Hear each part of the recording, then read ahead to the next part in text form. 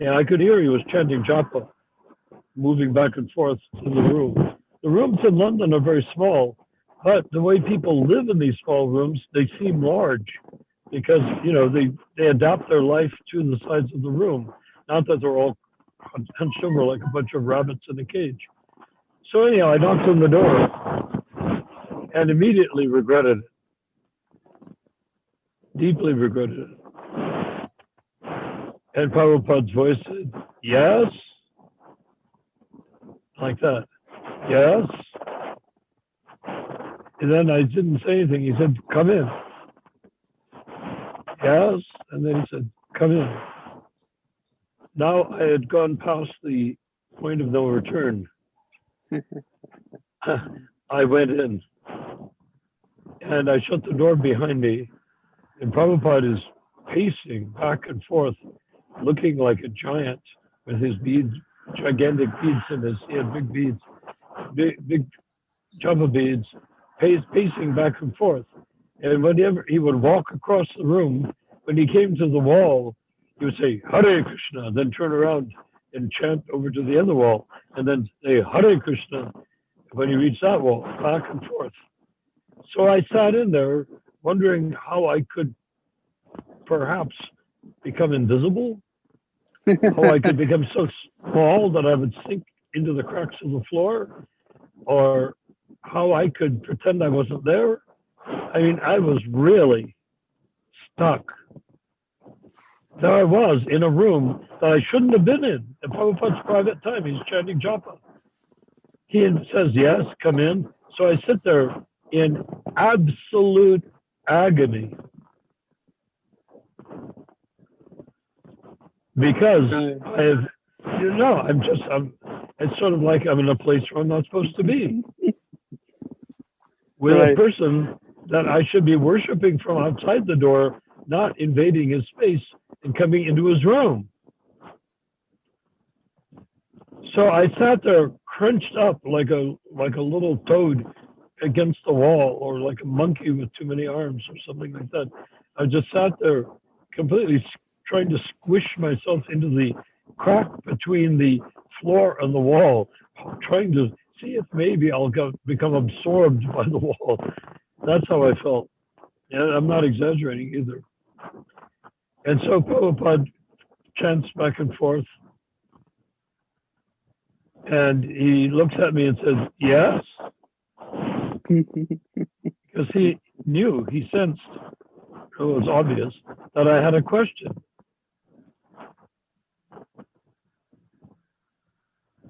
And I prepared myself while he made another turn or two back and forth around the room, and he glanced at me intensely, not necessarily welcoming me or pleased to see me, but he acknowledged that I was there.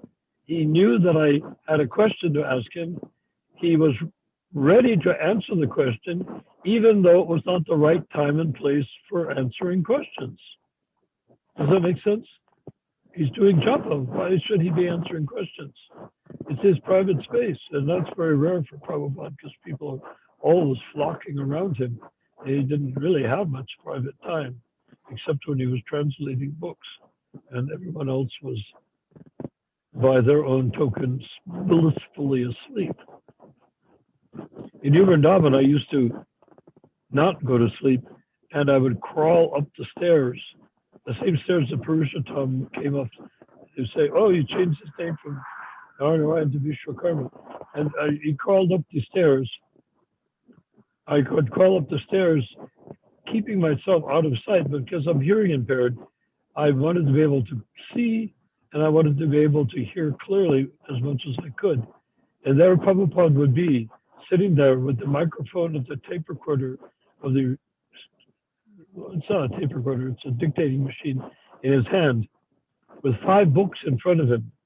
And his hand would like float above the books, each one. And he would just zero in on certain shlokas and certain words. And they were the 5 authorities. I don't know what they are, but under Vishwanath Chakravarti, I think. And anyhow, he would do that. He'd just keep on concentrating in trance. He did not look like a person that was at work. He looked like a person in trance. Wow. So anyhow, he didn't have much private time except that, and I don't know how private his time was translating books, because it was work. It didn't. It's not like he got to simply chill and relax. So he wasn't one to chill anyhow, but he was pacing back and forth with great energy from wall to wall, Hare Krishna, when he reached the wall. So he looked at me and said, yes. It didn't seem like he was pleased to see me, but he acknowledged that I was there, and he acknowledged that I had a question, and he was honoring me by wanting to know what that question was. See how I take a big, tiny story and turn it into a gigantic talk? Anyhow, but that's the thing, because when you understand, when I'm approaching it from so many different angles, I'm hoping that people will pick up on who Prabhupada was, and also who I wasn't in that same context. It's sort of like he was and I wasn't, and I'm sitting there. So we are gonna go by Prabhupada standards as we are building temples, one temple or temples. So his basic instruction is to chant 16 rounds. Yeah, but wait, I'm not finished with the story yet, Banu. Banu, you gotta wait. Yeah, now I gotta tell you the story. Not all of it. I could have told it to you a half hour ago, but anyhow, or maybe 10 minutes ago, whatever it's been. And I looked up at Srila Prabhupada, and I spoke clearly, but with such deep yearning.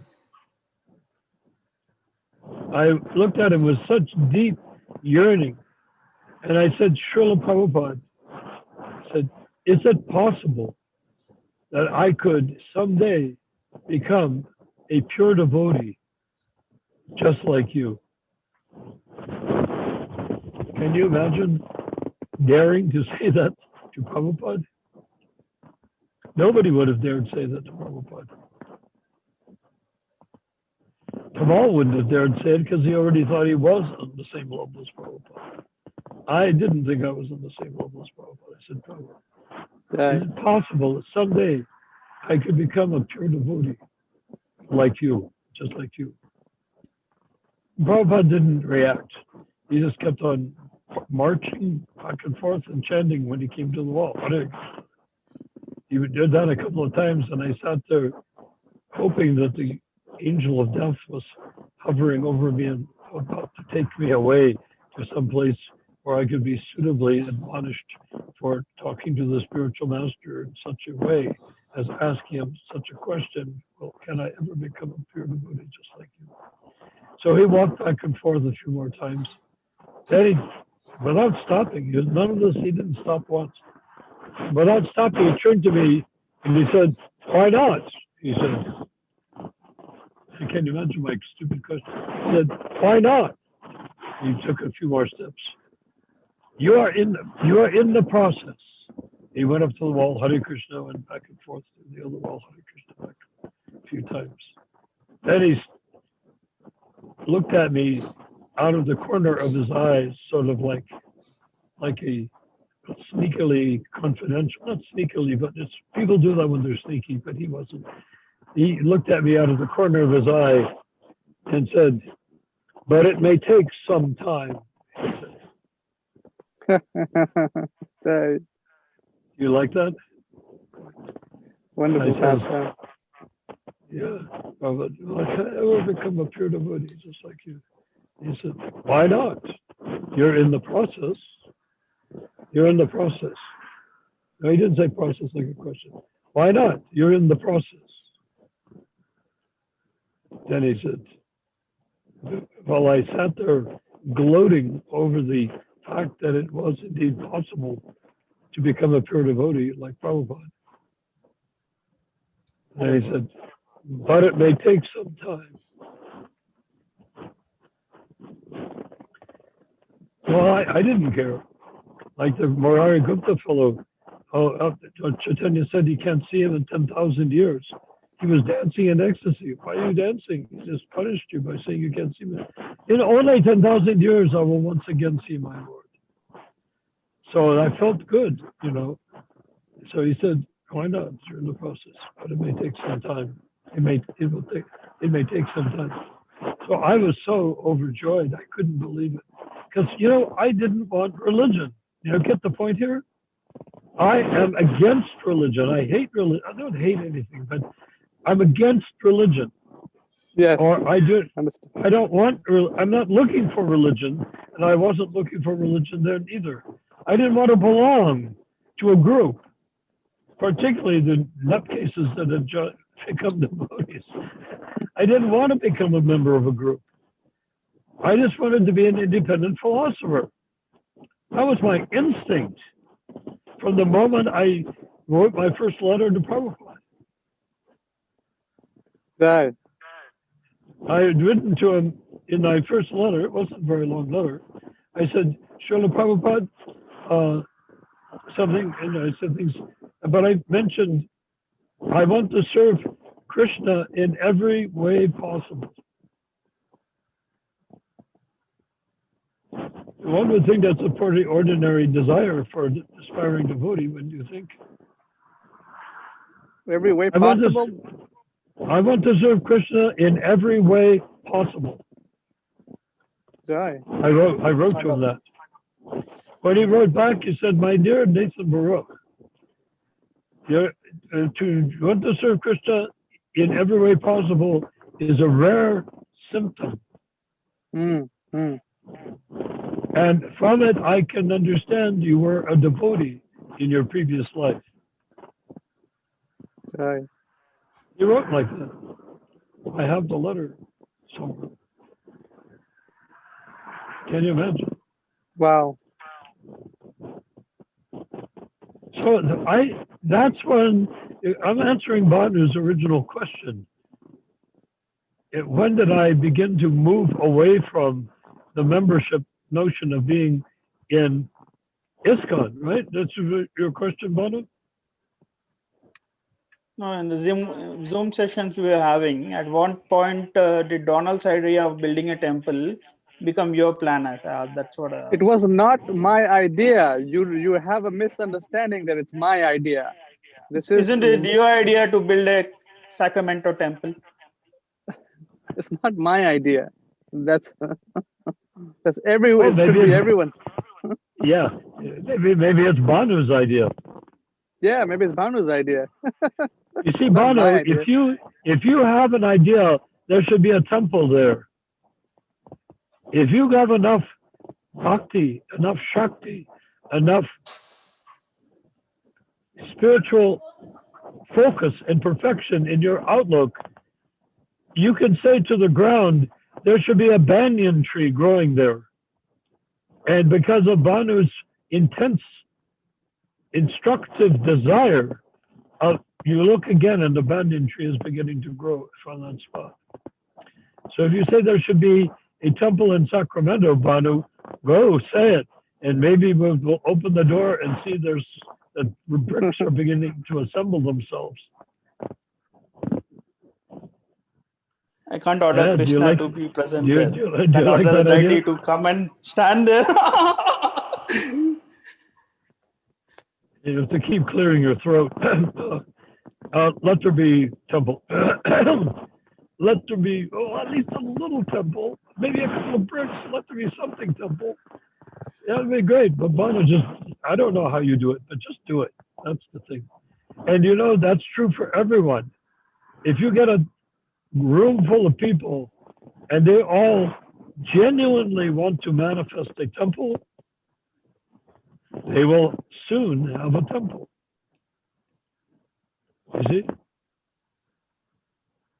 They will soon have a temple because remember, let me ask a riddle question. Who fulfills all desires? Krishna. Paramatma. Yes, Krishna, Paramatma. That's the right answer, obviously. And the so jiva if you get if you get 10 people in a one-bedroom apartment, which is getting crowded, they're desiring to create a temple. Who will make that temple possible? May I ask? Can you tell again, Prabhu? If you get? Who will make the temple? Can you hear me? Yeah. Yes, we can hear you. So who will make the temple possible? If 10 people are praying, are determined that, like Banu, they want to cast down a thought on the ground and out will grow the banyan tree. If they all want to create a temple like that, So where will the temple come from? the people who are praying. Beep. Huh? Beep. No. It will come from Krishna. Yeah, Krishna. The people praying. I mean, they are created. asking, and Krishna will sanction it. Krishna fulfills the desire. You right? Yeah. Krishna fulfills the desire of everyone, even really bad desires. Person wants to smoke a bidi, Krishna makes it possible. Why? Because you asked. When dealing with Paramatma, if you ever talk to Paramatma and said, why did you allow me to go to Las Vegas and lose all my money? And my brother's money and part of my father's money. How did you allow me to do that? You know what Paramatma would say to you? What would he say? You wanted to. Yeah, because you asked. You asked for it.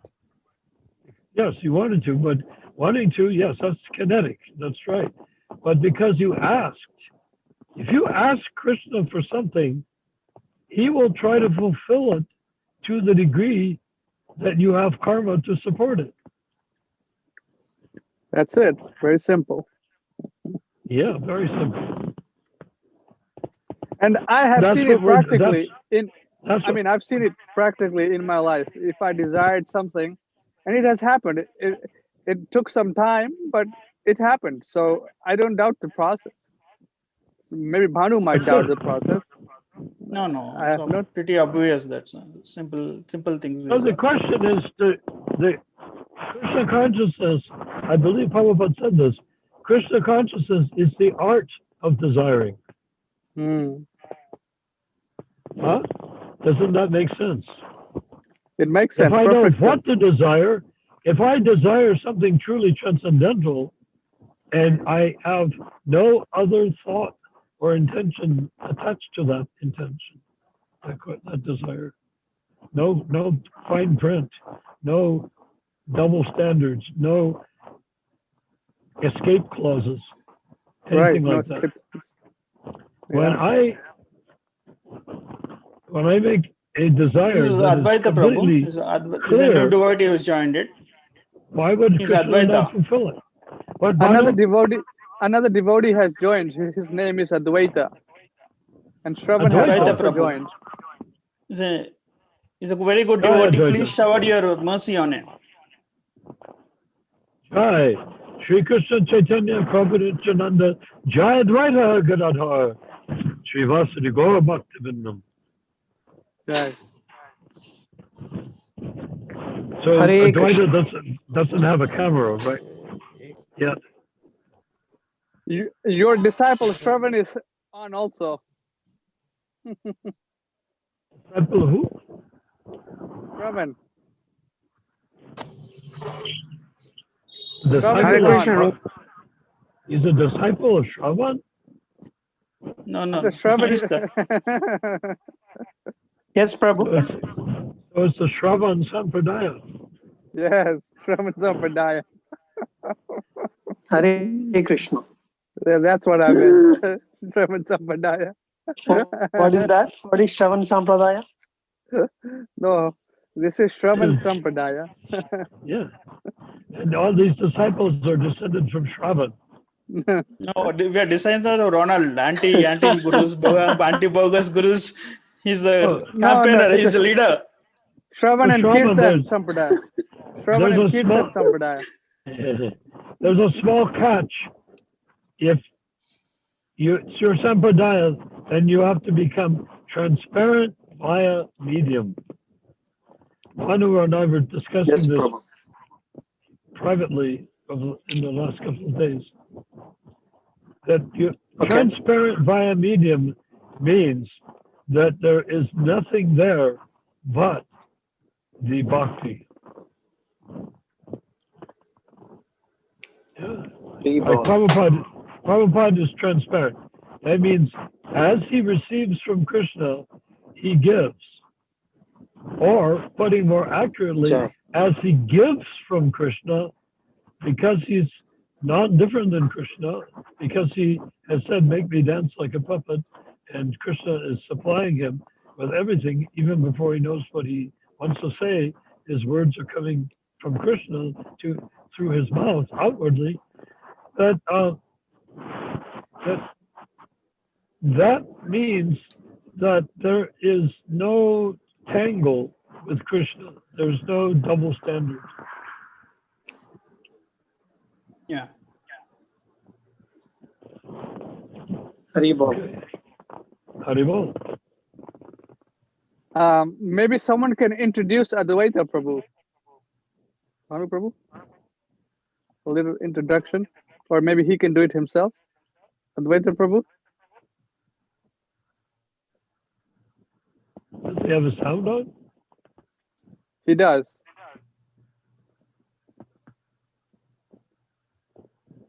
He's probably listening to us. Hare Krishna.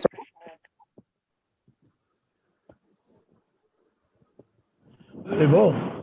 Advaita Prabhu, Shravan, you there?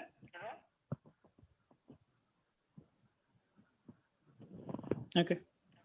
Well, I think Advaita is there, but he's either not speaking or his mic is disconnected. He's on mute.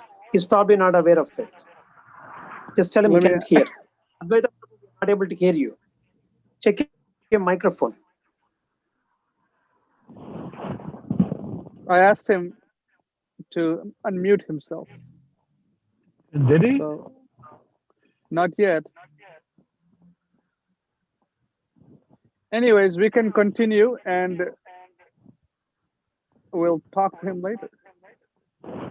Sure.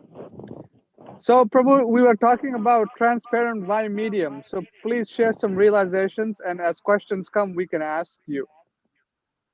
Who I said think that? it's very, No, you it were was talking about transparent Yes. via medium. Okay, so we can approach it from a whole. The nice thing about Prabhupada's way of communicating is he communicated good pieces. Each piece of anything that he communicated is worshipable in and of itself. Okay? No Yeah. matter what he says, it's worshipable because it's not different than Krishna. And who's going to be so stupid as to become a disciple of someone and then not care that their words are coming from Krishna? Oh, well, there's a whole movement of people doing that right now. But anyhow, that's not my point. So, transparent via medium means that if you have all the acharyas in the disciplic succession, they're all like the clear, perfect lenses on a telescope or a camera, a long-range camera lens or something of that sort. All those lenses, I think a telephoto lens has about 7 lenses in it. Not just one in the front or one in the back or like a bunch of them. So the real bunch is the Sampradaya. And with the Sampradaya, there is all of with the Sampradaya, they're all transparent via media. They cannot become guru or not. They cannot become acharya. Oh, anyone can become a guru. You go to the pound, you get half a dozen dogs and sit there and toss them dog food and biscuits, and you're the guru. There's no problem there. It's easy. But the transparent via medium means that they cannot become the acharya unless they're transparent. Transparent means that if you were able to look at the bottom of the Sampradaya and look all the way up, you would see Lord Balaram in Krishna Loka. Because that's what transparent is. So Prabhupada said we should all imagine or think that we are being dragged up through the Sampradaya, Vaishnava Sampradaya, by Lord Nityananda. We're being dragged up through the Sampradaya by Lord Nityananda. Now, Prabhu, can I say one thing? yes. It seems like your microphone or something is rubbing, so it's sounding like this. Like when you're speaking, the voice is like it's like it's rubbing. The microphone is rubbing against a cloth or something. The phone is on a rack, and the rack is sitting on the steering wheel, and nothing is rubbing. Oh, maybe your earpiece or rubbing. Yeah. That I don't know. Yeah. Now it's better. Is it really? Maybe to the raincoat. Stopping Oh, on so because the of- earphones are creating. I got it. So I won't do that again. The earphones Yeah, are because- creating their own background. Yeah. Maybe you can Oh. wear the beanie or something. If The it's what? cold, Prabhu. No, I Sorry. don't. I only put the hood on because it makes me look mysterious. Hello. Hello. Yes. Can you I hear? like the way I look with the hood. But anyhow, no, I don't have a hood. So is it clearer now? Yeah, much better. Right, Bhanu? Okay. No. Good. I'm Yeah. glad you're here. I'm glad you said Advaita Prabhu, is it clear? Yes, Prabhu. Is it clear? Yeah, clear. Okay. Advaita now has sound. So Sorry for being late, Prabhu. not a problem. So we're being dragged up through the Sampradaya by Lord Nityananda. Now, could I ask a question? Sure, you can ask Why? any question. Okay, I'll ask a question. Lord Nityananda appeared with Lord Chaitanya 500 years ago. How is it Yes. possible that Lord Nityananda can drag somebody up the Sampradaya, which goes on for thousands of years? How does that work? Who's going to Why not? answer? Why not? Because he is Lord Balaram himself. He is none other than Krishna.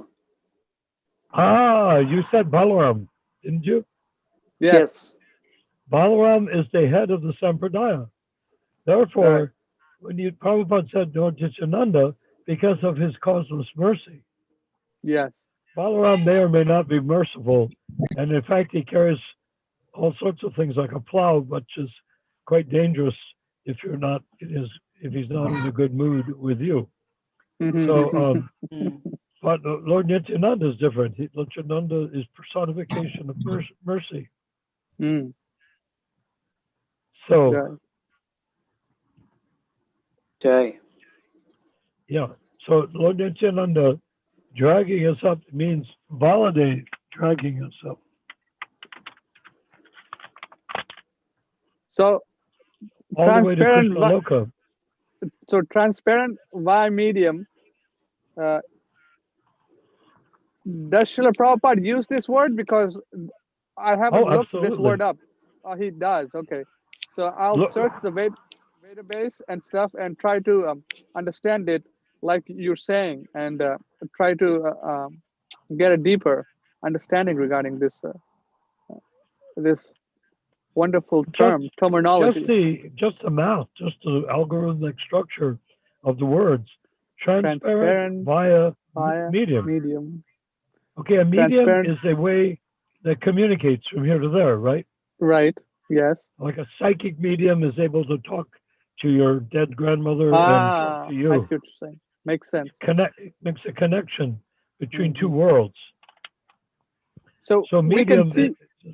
via medium means he is the means of doing that. The via medium means he has the power to bring you to the highest Krishna conscious platform, to Krishna. Transparent means that he does not have any motive at all. He is completely open. Does that make sense? He's completely transparent. He's transparent, conveying you to the goal, the object, which is Krishna. Right. Right. So I have a personal question, Prabhu. go ahead. Shravan. You're talking about transparent via medium. One day I had a dream about a formula of many vitamins in it that I was given. Even the name was given to me, what to call it. And I was told that if you use this formula and sell it without too much profit, without a motive to make a lot of money, it will help a lot of people even give up alcohol, drugs, and it will cure a lot of diseases, and people will live 20 years longer. I've been told this. So I don't know where this all came from. This was said about you. I mean, who spoke to me? Yes? What said Prabhu? Did Banu say this was said about him? Shravan No, Prabhu. this is Shravan was saying that it came to him like Oh, that. Shravan. That's Shravan talking or Yeah, I Banu had this talking? dream. I'm Ah, talking, Shravan is talking.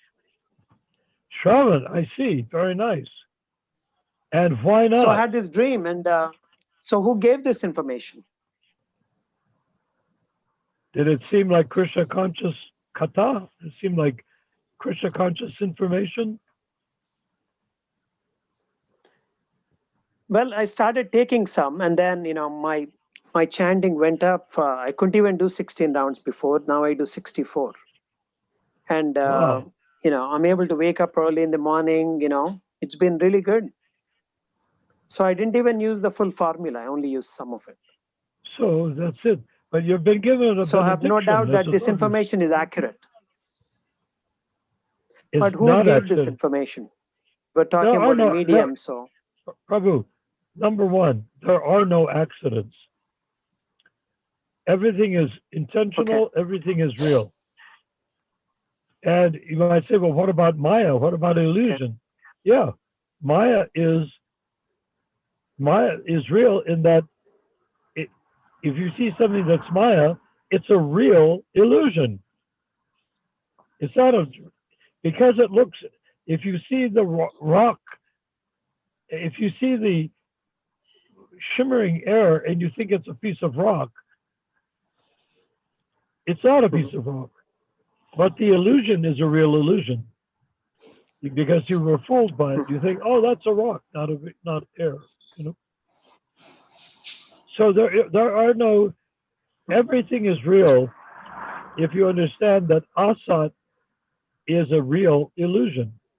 Asat is a real mistake. If we understand that but that doesn't mean that the Maya or the illusion is real. It means that it can appear to be real because illusions are real illusions. They're not real things, they're real illusions of things. So if you understand that, then you can say that in your vision, your dream, you were benedicted by intelligence from higher authority. This is clear. What is a higher authority? It could be your previous birth, perhaps. Maybe you're tapping into who you were in a previous lifetime. Or it could be that unsolicited, some disembodied spirit is talking to you, like from the other side of death or whatever. You're being, the akasha, the astral plane is like a column or like an elevator shaft. And if you get in the elevator and go up, the higher you go, the more heavenly it is, and the lower you go, the more hellish it becomes. But that's the astral plane. So someone on the astral plane may be giving you a benediction, and that's a nice benediction. The question is, can you test it against your knowledge of Srila Prabhupada's presentation of Krishna consciousness. If you start getting squishy ideas or squishy comments, then you can say this is some lower level entity just messing me around, or maybe wanting me to think that he's my teacher. But so the first thing you do with any teacher, no matter what sort of teacher, auto mechanic teacher, ski teacher, skiing down the slope teacher, blacksmith teacher, or spiritual teacher, is confront that teaching and confront that teacher to demonstrate their bona fides. But I don't know who did that, though. Who gave that information? I was thinking maybe some demigods. It could be, but you don't know. I don't know. But who knows? At first, I didn't even believe it. How could that be possible? How could something cure everything, right? Anyway, so I didn't even take much. I did write down the formulas and everything, but I didn't. Yes. I didn't think of it much for about 6 months, and I'll keep it short. This is taking too long, and I started trying them, and then I started immediately seeing results. I was able to sleep early, and it's amazing. So that's the thing. So if I haven't got to a tells point you where something, I didn't take complete instruction. Where, So there is one person that knows the truth about that, and you know who that person is? The person Krishna. that appeared to you in the vision. That person knows who they are. No, there was no person. What do you mean, no person? I didn't see any picture of anyone. I didn't Did you see the hear person at all. Did you It hear was just words? It was What- more how like did- I didn't hear a voice. It was a communication into my heart, I guess. It was a communication into my heart. I didn't hear any voice. That's nice. So And then whoever I was, woke up, and that's amazing. Yeah. So the thing is, and later I whoever was, discovered that one Harvard scientist is working on this about longevity. Having a longer health span, and it match with those what he is doing. Anyway. yeah. Well, longevity depends on who is benedicting you. I mean, if you want to know how long you're going to live, look at your astrological chart done by a competent astrologer. Then it will tell you what day, month, and year you're going to die. Can they tell you when you will become a pure devotee? If it does, then I'm interested. Well, yes, but what I found is the good part about this is, as far as I'm concerned, it helped me chant more, by focusing more, Good. So that much I can say. The important it's thing good is to live longer or not, I don't know. So whoever communicated in your heart, are you convinced that person is real?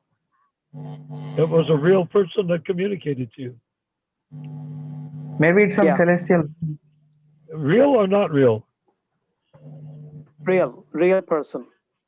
Not like a human being, but someone, I didn't see any body or anything like that.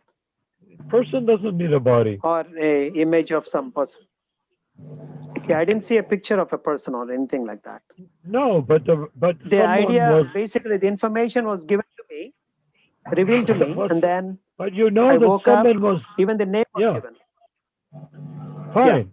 So what I'm trying to say is to confirm, find out, by meditating, find that person and address them and say, you gave me this amazing guy's advice. Now I want to communicate with you directly, and please make yourself available. And then it will become more clear who's guiding you. Okay. All right. Does that make sense? Yeah. You can't let it be meditating in the sense? What's this growling noise? Do you hear growling? Yeah, someone. Yeah, I hear it. Everyone, mute your microphone, so the growling noise is. Let me mute mine. Yeah, it's sort of strange. I don't know how it will record on YouTube, but growling. But so the point is, if a mysterious voice comes, it's better not to think that it's a mysterious voice or influence or thought pattern that comes. Okay. No, it should not be mysterious. What you say is this is real, and whether a friend or foe has come and communicated with me, maybe to help me, maybe to harm me. I don't know.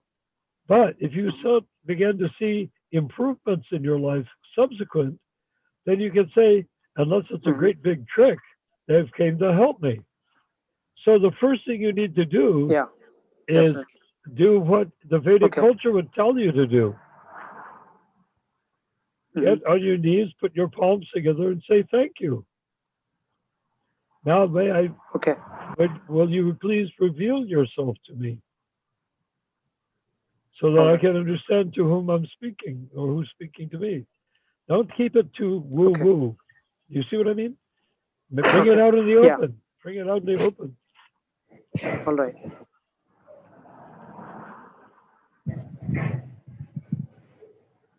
I had would you like to hear an interesting dream that I had, or vision, or something like that? I had Prabhu had a question. Yeah. Advaita Prabhu had a question. Yeah. Who has Bhanu? No, Advaita. Prabhu. Advaita Prabhu. Yes, Prabhu. So my question is, Prabhu, somebody needs to stop touching the microphone. Yeah, my question is that they're in the street. They're close to a street, and there's some honking. What? Hello. Ask the question, Advaita Prabhu. Yeah, my question is that how Krishna's mercy is working to a soul. I mean, how it Krishna's mercy is what? Yeah. Is what? How it works. How does Krishna's mercy works? Yeah. Oh, well, the word that goes with Krishna's mercy is causeless mercy. So anything we know about things working doesn't apply to Krishna. Causeless mercy means without any cause, which is good for us, because if Krishna's causeless mercy is there, directed to you, me, and everyone, actually to every living jiva in the material universe, in the Mahatattva. If Krishna has a causeless mercy, then that means we have a chance. But if it's cause and effect, not causeless mercy, but just whimsical mercy, then I'd raise my head thanking God for my blessing, and whack, I get hit on the head by some Maya-generated entity. No, that's not good. So causeless is the most valuable way to look at anything. Okay. Okay, so I had a second question. Is that can I ask a second question? Yeah. Yeah, Prabhu. When Srila Prabhupada was there, how is it like to feel when you communicate with him? How is it like the potency is spreading all over the environment? Who is asking? Advaita. Yeah, Advaita. His question is, I need a clarification. And Dr. Ronald, could you give me the clarification? What is his question exactly? His question is, when Srila Prabhupada was there, how did it feel? Or right, Advaita? Yes, Prabhu. Yeah, I mean, what was the potency? I mean, what was the potency of Srila Prabhupada? Yeah. The potency of Srila Prabhupada. Remember, Prabhupada is transparent via medium, okay? Yeah. Transparent. The potency depends on you. That's very good. What does that mean? Prabhupada's potency is transparent. But am I hearing it transparently, or am I putting obstacles? Am I trying to exert my own ego in the presence of that mercy? What am I doing about that mercy? Right. Just like I described in Calcutta, Madhavi said all these others, they were jumping up and down like kangaroos and or dancing white elephants. And in front of Prabhupada, Prabhupada was not invited to lead the kirtan. He was sitting there quietly, hunched over. His mouth was moving. He was not actually chanting. He was just making the motion of chanting the Mahamantra. And they were jumping up and down, howling different horrible kirtan melodies. So what about the transparent mercy of the spiritual master? Well, where was it? They didn't want it. They wanted their own testosterone-laden jumping up and down. It had nothing to do with So, Prabhupada. transparent means what? Ronald Prabhu, can you Now, let me give another example. We had a kirtan. I told Dr. Ronald this one. Like in glass. Los Angeles on La Cienega Boulevard. You can see There through. was a kirtan, and Prabhupada led the kirtan. So subtle, so intriguing, so transparent that all of us lost our ability to think, feel, and will in the presence of Prabhupada's sound vibration that he was uttering through the microphone. Yeah. So as he chanted more and more and went into subtleties in his chanting, he's not just chanting Hare Krishna, Hare Krishna, subtleties. He went into subtleties with slight nuances. It's almost as though there was a whole kirtan party with gopis and whatnot chanting in his voice. And we all became so completely caught up that we began dancing effortlessly in what people call the Swami step, which is how to crisscross your heart chakra with energy from your arms and legs, and so that your heart chakra becomes isolated and stimulated at the same time. So the next thing that happens is that the women began to look like gopis, because as they danced, their saris swirled first to one side, then to the other, just like pictures of the Rasa dance. We stood there chanting, completely transfigured, with tears streaming down our eyes as our emotions got the better of us. And what emotions? The emotions coming from the sound vibration, of pure sound vibration coming from Prabhupada. Our emotions got out of control and tears began to stream from our eyes. We danced back and forth. And men danced in the Swami step, and the women danced in such a way that they looked almost like twirling, and then counter twirling and twirling.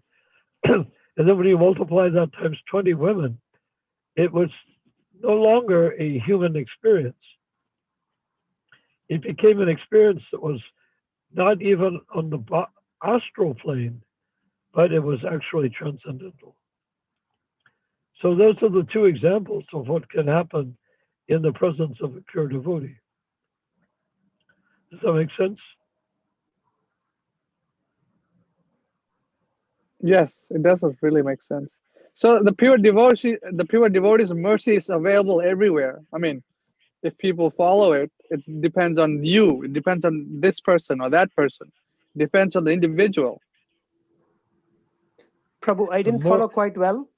I was having disturbance. So what you said is people were jumping up and down improperly and without proper kirtan. And then Prabhupada did what? I'm sorry? Prabhupada did what? So what happened after that, Prabhupada? Well, there's two. Oh, you mean after the good kirtan or after the bad one? The bad one. Kirtan. After the bad kirtan. After the dancing elephant kirtan? Yeah. The bad kirtan, yes, the bad kirtan in Kolkata. Well, they all began to strengthen each other's resolve that we're we're gang members of the same gang, and we're building force and making agreements with each other, which will then eventually put us in charge of the whole movement. And that's what they did. Prabhupada was just moving his lips, you were saying, rather than I see. chanting. What is this? Madhu? Hare Krishna, Prabhu. Pra- Ronald, can I ask a third question? Sure. Advaita just- Prabhu, 1 second. Let Okay. him finish this. So you were saying, Prabhu, that Prabhupada was only moving his lips, but not actually chanting while the elephant dancing was going on. No, he was just there. And now I look back at it, I was there at the kirtan. I should have gone up there and said, stop, everyone. This is our spiritual master. Let him chant. Let him lead the kirtan. Let him. Let's bow down and beat our heads on the marble floor, begging him to lead the kirtan for Wow, our transcendental enlightenment, to take us out of Maya. But no, I did nothing because I just thought Prabhupada is in charge and this is something weird. I don't know why it's going on like that. I was too passive. Astrologically, I have a moon in Virgo, believe it or not. And that makes for passivity. My house of speech, for me, Mars and Saturn. Can you believe it? So with Mars and Saturn, who would believe that the living being inside of all of this is a Virgo, a little innocent, non-obstructive little guy with that big... So house of speech is which house is that?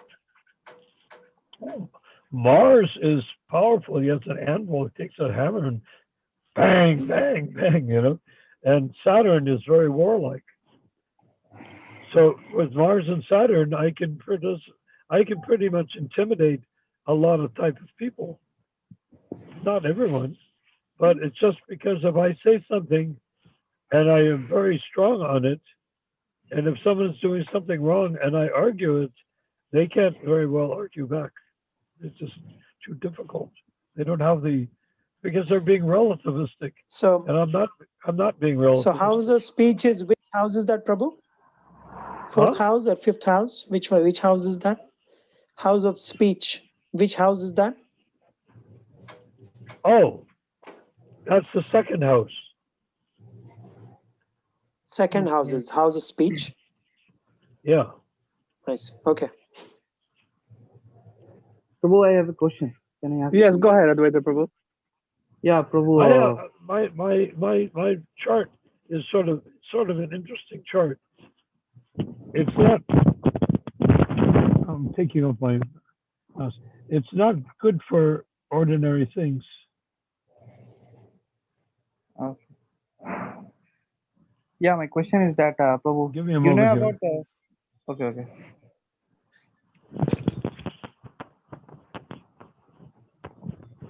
I think this may improve the sound. I disconnected my face mask from my earphones.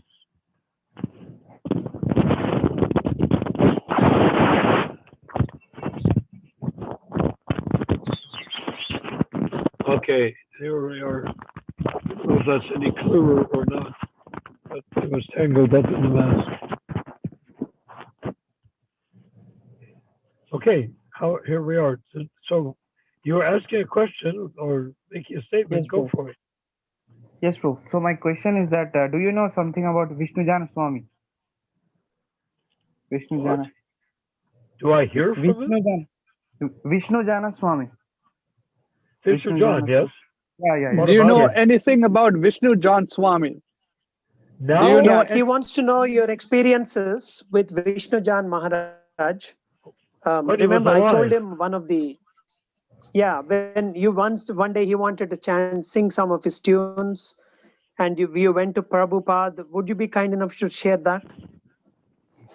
Oh, well, Vishnu John, That past time? yeah, back then, no people in temples made friends with each other. Everybody was an independent philosopher. So nobody made friends. Nobody talked horizontally to each other. So to talk to Mr. John, you had to have a topic to talk to him about, or to talk to me, you had to have a topic that you wanted, a question and answer like that, not chit chat. People just didn't chit chat. Right. So with Mr. John, what was it like?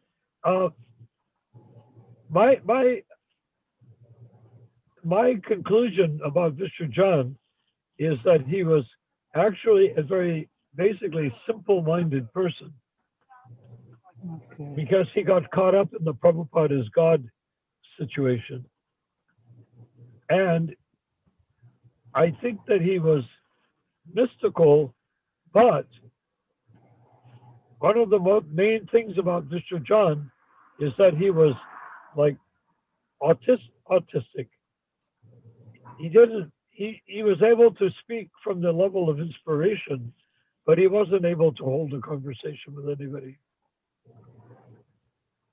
He was like a child in that regard. Okay.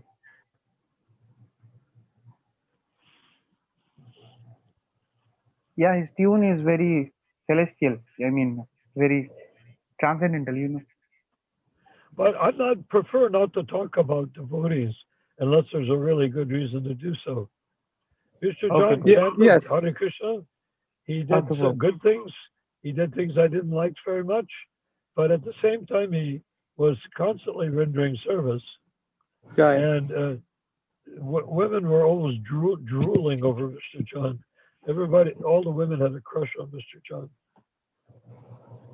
Yeah, I think we should not get on that, devotees. We should talk Prabhupada and what we want to do and personal things where it helps us in our Krishna consciousness and the missionary activities. I agree. Because everybody has their downside.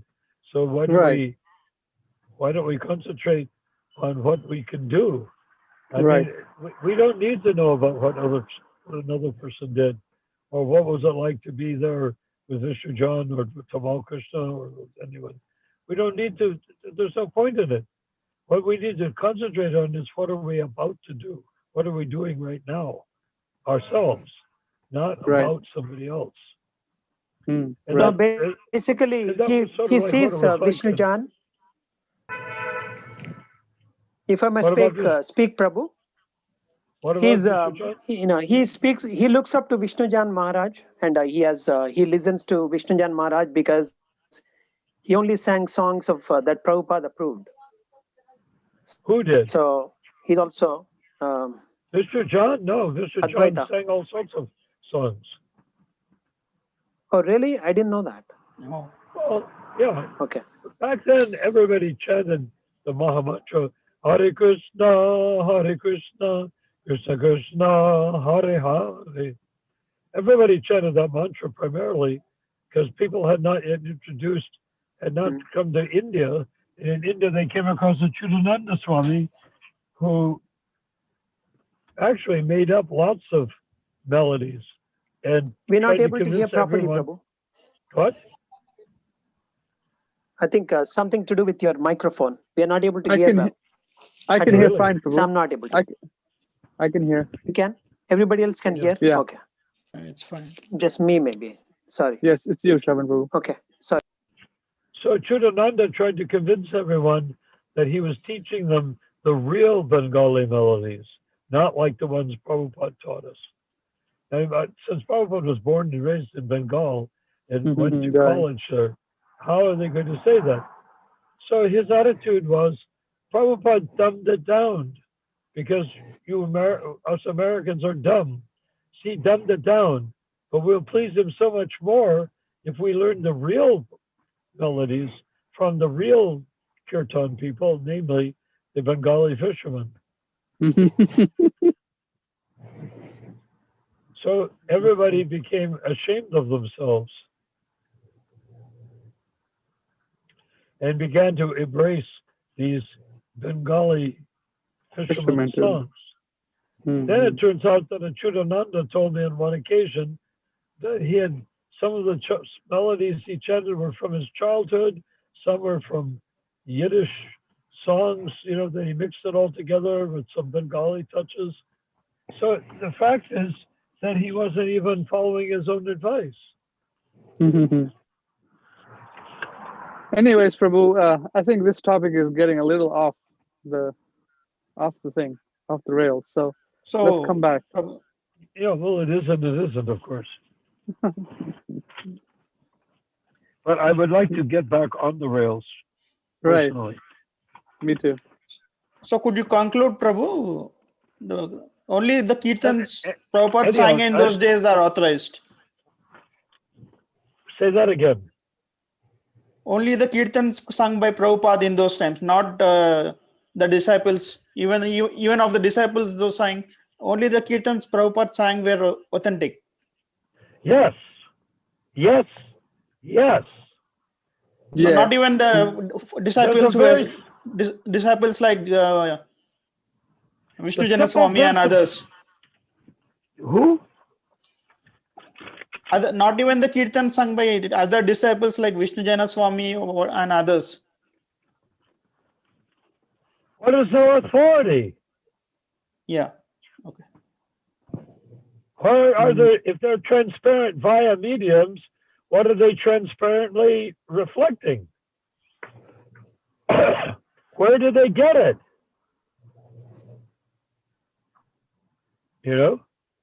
Where do they get the melody? Do people think the Hare Krishna mantra comes from India? No, it comes from Golok Vrindavan. Well, makes more sense, doesn't it? If it didn't come from Goloka Vrindavan, then why are we chanting it? Yeah. Yes, Prabhu. But if we're going to take Bengal, what just happened to Bengal after the Mughals, after the British, after Bollywood, after everything, why would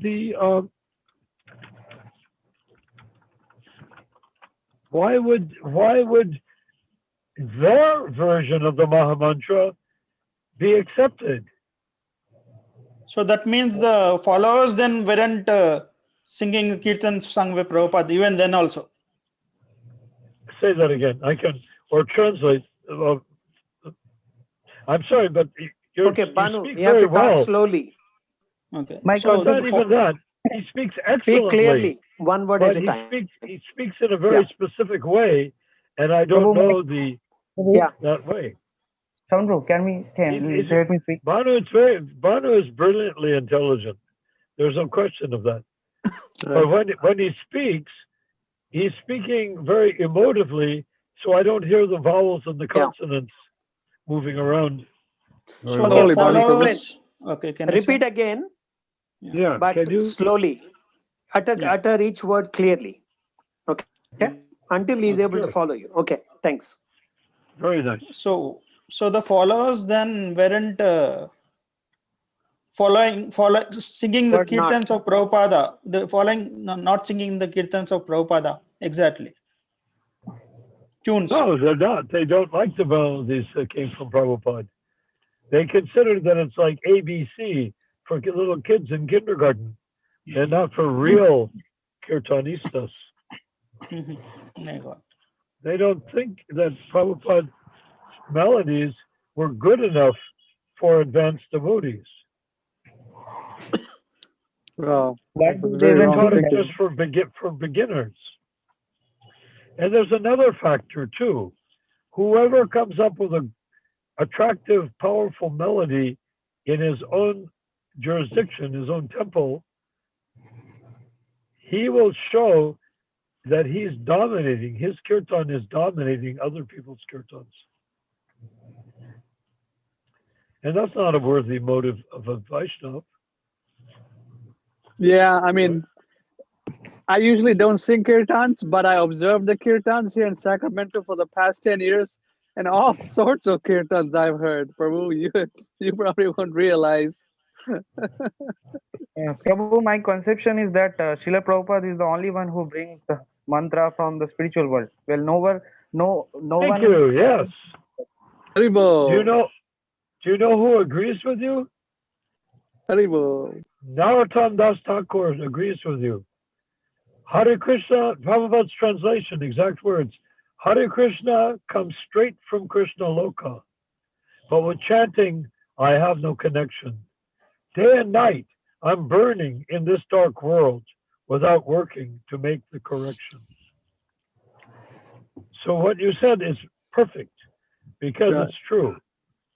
Hare Krishna comes straight from Krishna Loka. Yeah.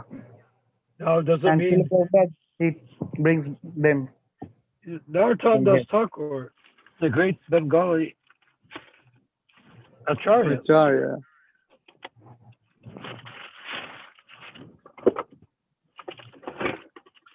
yeah, the great Acharya, Narottam Das Thakur, he says that.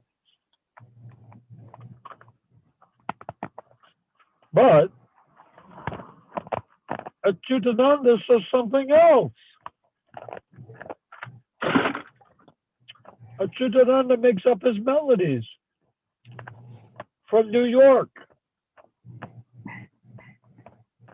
and then convinces everyone they're better than those of Narottam Das Thakur. See, Narayan Prabhu, you're a dangerous threat to people who make melodies, make songs, make tunes. We need more people like you, Prabhu. We need like each, we need. Well, you you're a know what copy. it is. Right. That's I'm wonderful. glad you said that. But you know who is the threat? They are making a threat to themselves. Right, you're right. Just like if a person thinks, oh, here's some poison, I'll eat it and show everyone how powerful I am. The people hearing it may suffer, but the person taking the poison dies. Right. He loses his Shakti, if he had any to begin with. Yes, Prabhu, people have so much low intelligence. They want to, imitate the great personalities like Jesus or something great. They want to imitate. Again, Banu, can you?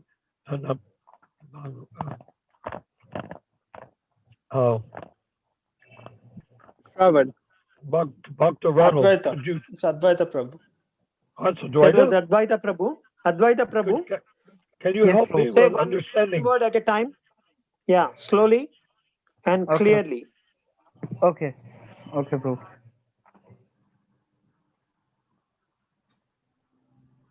That's very slow. Repeat, Go ahead, Prabhu. Advaita Prabhu. Advaita Okay, Prabhu, go yeah. ahead. Yeah, Prabhu, I'm saying that people have very low intelligence. They want to, imitate the great personalities like Jesus or something like that. They want to imitate. They want to doing something nonsense. Okay, Advaita Prabhu, say like this. Yeah. People People are what is it? What did you say? People are imitating great personalities like Jesus. They have a very low intelligence. This is true. Yeah, slowly they like have him. The chant ask like that. The spiritual intelligence is very low. The intellectual intelligence could be very tricky and very complicated. But complicated mentality does not make for a good person, particularly if their heart is cheap and tricky. So we have to abandon all of that. Transparent via media means no more karma. That's what it really means. Yeah. Without karma, that is how you become transparent medium. Otherwise, how can you? Transparent via medium, does it mean an instrument through which Krishna is accessing, Krishna is delivering something onto for people. Yeah. Via medium, transparent via medium is via medium. That's what the instrument. Well, the problem with everything is no matter what people embark on, including spiritual life, they use their body, their mind, their intelligence, their intellect, and they start trying to understand the spiritual reality with their brain. It's like a robot goes out on a date and he wants to hold the hands of this delicate young lady, but he's got hands that are made out of steel connections and rough and not polished. So he's squeezing her hand and she's screaming in pain. And that's what people do when they come up with that. Oh, who have we here? Is this Advaita? Yes. Hare Krishna, Advaita Prabhu. Which city are you in? Unmute yourself. Huh? Hare Krishna Prabhu. Where? I'm from West Bengal. I can't understand. He's in West Kabul. Bengal. You're in West Bengal. Yes, Prabhu. Oh, that's wonderful. Which part of West Bengal are you in? Yeah, Prabhu. Kolkata. Kolkata. Yeah. Yes. Yes, near Chowrangi. Yeah, Chowrangi and Lower Circular Road and Howrah train station and the Hooghly River. Hooghly River. And the temple is Mayapur. on Shakespeare Sarani. Yes, Prabhu. And yet, of all the wonderful things, there is Gangaram and grandsons. Yeah. Mistiwala. Oh, I love Calcutta. But it's too Maya here, Prabhu. people are not so much devotee. They are not. Is there some special more Maya into- over there? Like some special kind of Maya over there? Maya is everywhere. Yeah, Maya is everywhere, but here the problem is that here in people they want to do something in their own. They don't want to accept higher things. That is the problem. Well, you want to accept higher things, so there is no problem. I'm so glad you're on board with us here. And your personality is very intelligent, I can tell. Sri Advaita Prabhu. So your ancestors are going back in Bengal also? They're No problem. That I don't know, but my ancestors, they are maybe from Bangladesh. Before independence, they got united, and after independence, they got separated. Maybe they're in Bangladesh, but we are here from. Acha. How nice. Bengal. Jai. But as you can tell, I spent a certain amount of time in Calcutta. And we had big pandals in the Chowrangi Maidan. And, you know, that's Prabhupada lived up where up Lower Chitpur Street is going up from the Lower Chitpur Street is the area where Srila Prabhupada was born and raised. Yeah, bro. Mm-hmm.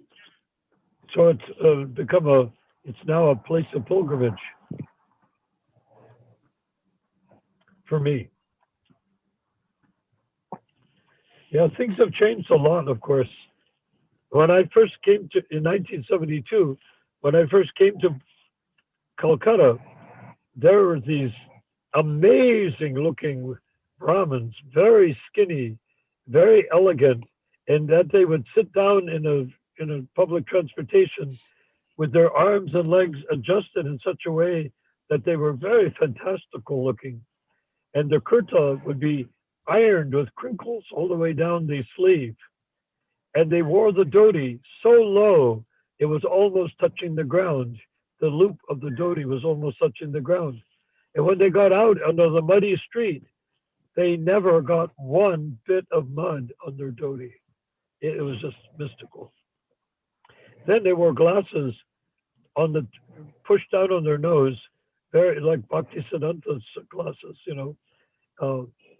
wire rim glasses, and then a big bunch of hair, Rabindranath Tagore type of hairstyles. Anyhow, that's just enough. This is all Maya. I've just told you, all Prajalpa. So now, but Prabhu, you were saying something about a mystical experience you had yourself. Would you like to share that? I think dream, I think so.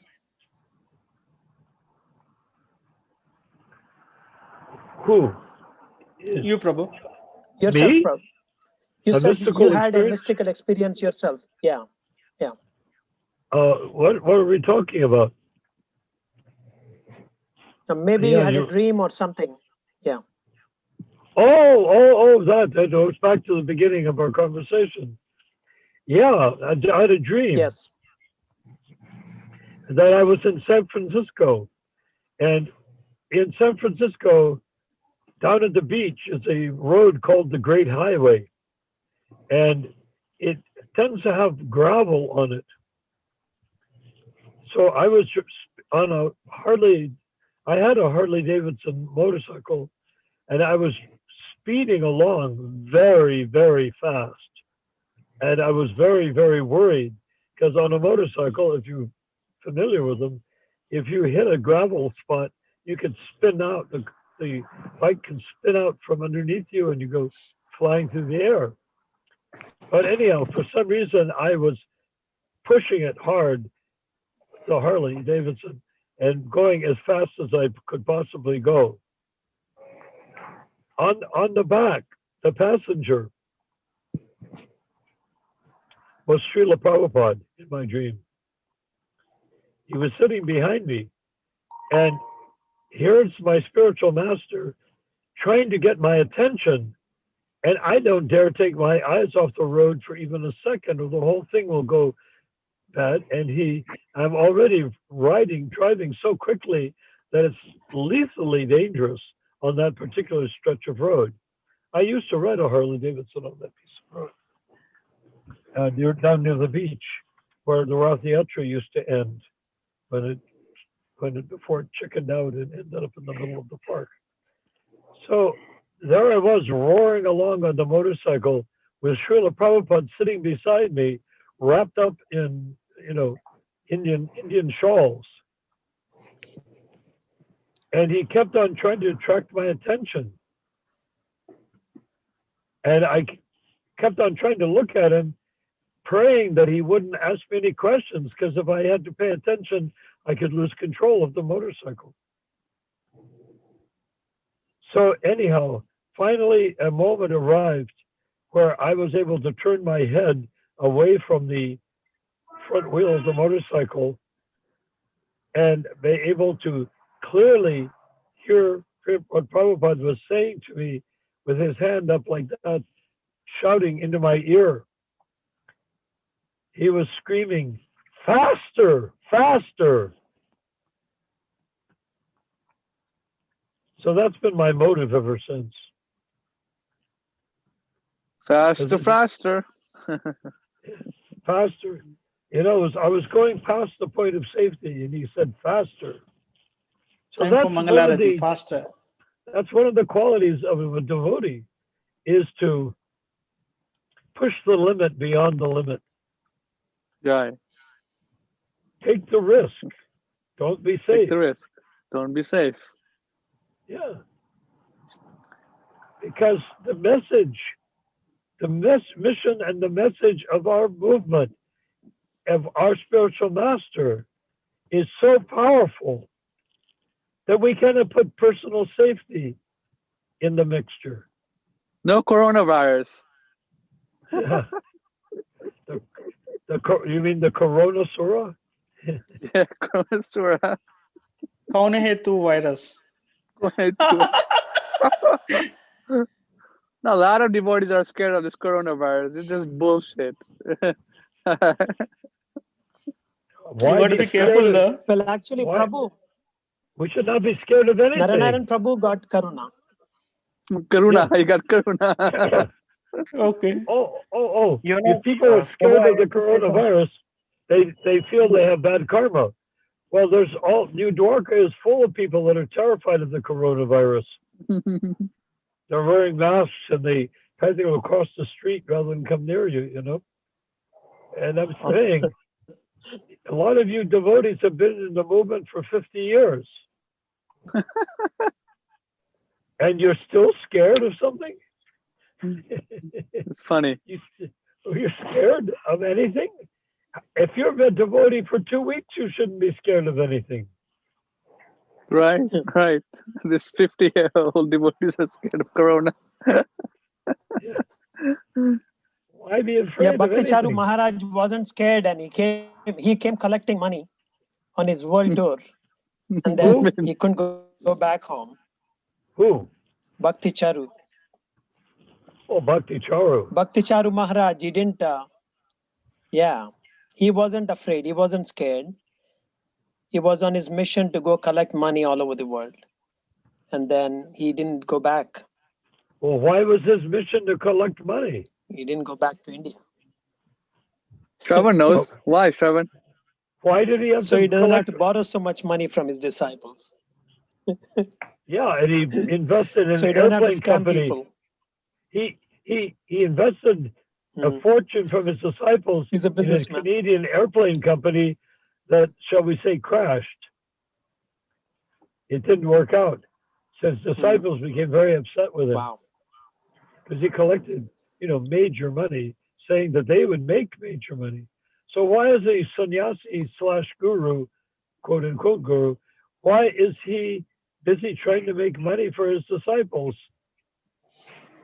Because he's a He's gonna businessman, like send the Shravan money said. Yeah. to bank Well- wire to Golaka. Bank wire transfer. But Prabhu, I have to say there's that tape of Srila Prabhupada talking about the milk that was handed to him. He says this milk is too sweet. You heard that part of the tape? No, we haven't the- heard. No. Please The tell us. poison. Yeah, the poison. Yeah. Yeah. And they and the Mm. others were saying the poison's going down, the poison's going down. Hmm. He said the milk is too sweet. Do you know who handed him the cup of milk? Tamal? Bhakti Charu. Bhakti Charu. Bhakti Charu. Oh, wow. Yeah. Milky. what are we Why gonna did he say say? the milky means too sweet? Well, they made it sweet so he couldn't taste the poison. Oh. Hmm. yeah, there is one recording, otherwise- in Prabhupada YouTube. technically had diabetes, so why would they give him so much sweet? Hmm. I wonder what kind of poison they added. Prabhu, why didn't it occur that they need to take Prabhupada to hospital? Why were they treating it at the some house or something? That's cadmium poisoning, Prabhu. That's Why cadmium. didn't Prabhupada go to a hospital? Hmm. How would he get there? The poisoners would have to take him, right? Yeah. And there were many people. Many disciples were there. Poisoners. But Tamal had an iron grip on the whole situation. Tamal controlled the whole situation. And all the other GBC members, they just kept quiet, went along with it, even though he was poisoning Prabhupada. Well, some knew, some didn't. The ones that the main problem was that I don't even like to get into this. Yes, let's not. Yeah. I think Yeah, okay. it's Okay. Once Let's move Tamal on. convinced everyone that Prabhupada was senile, then putting him out of his misery was the next idea. I see. But he wasn't senile. Even Okay. without kidney function for a month, he was still translating on his deathbed. So that's not the act of a senile person. Prabhu, I Yeah. want to say something. Can I? Yes, course. go ahead. You want to take the reins of Prabhupada. I mean, he Yes, wanted to Prabhu. So I want take to over. say that. Sound Prabhu? Can I? Yes. Yeah, go ahead, Prabhu. You have a question? Just ask one word at a time. Yeah, Yeah, go Prabhu. ahead. So my question is that predictions made by the Speak pure one word devotees. at a time. Yeah, predictions made by the pure devotees like Srila Prabhupada for the 10,000 years is now it is uh, happening to be true. You know, now it's like happening. Whatever he made predictions in his time, now it is happening.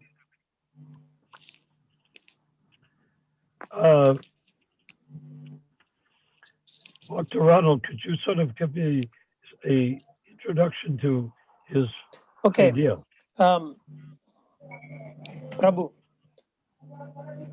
Narayan Prabhu, he's asking about 10,000. Years. Yeah, for the next 10,000 years, Prabhupada's teachings. Can you Yeah. shed light on that? He said that the predictions of Srila Prabhupada for the next 10,000 years is coming true. Oh, yes, of course.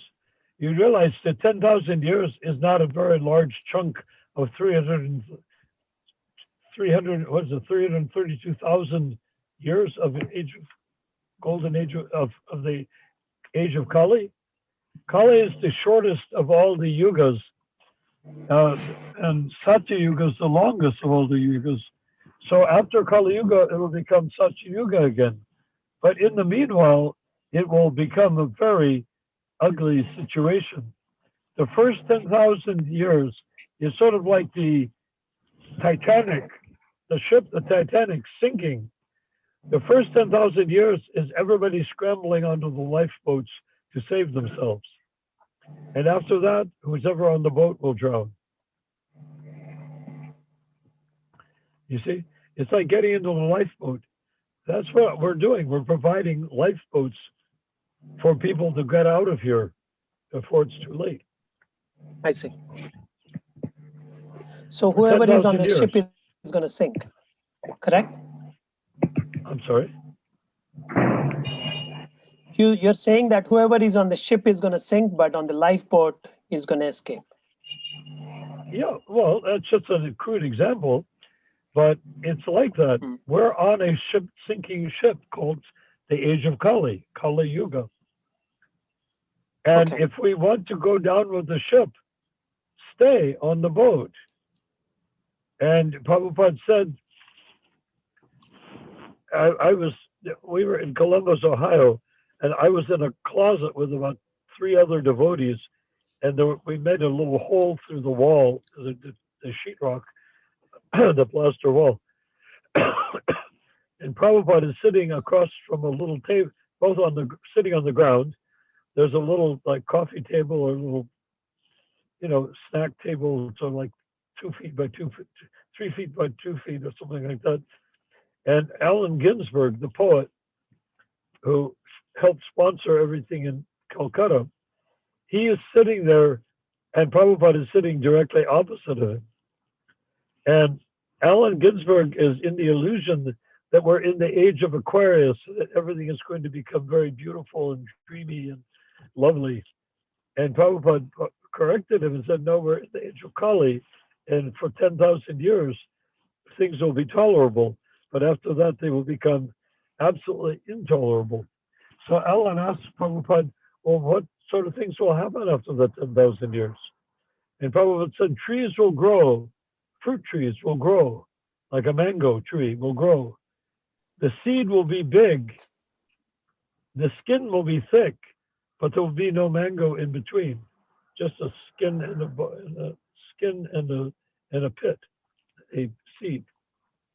And people will not have anything to eat, so they will become cannibals. And there will be there will be no herbivorous animals on earth after a certain point, meaning any animals that eat grass or vegetarian animals won't exist. So it'll all be carnivorous animals eating each other and carnivorous humans eating each other also.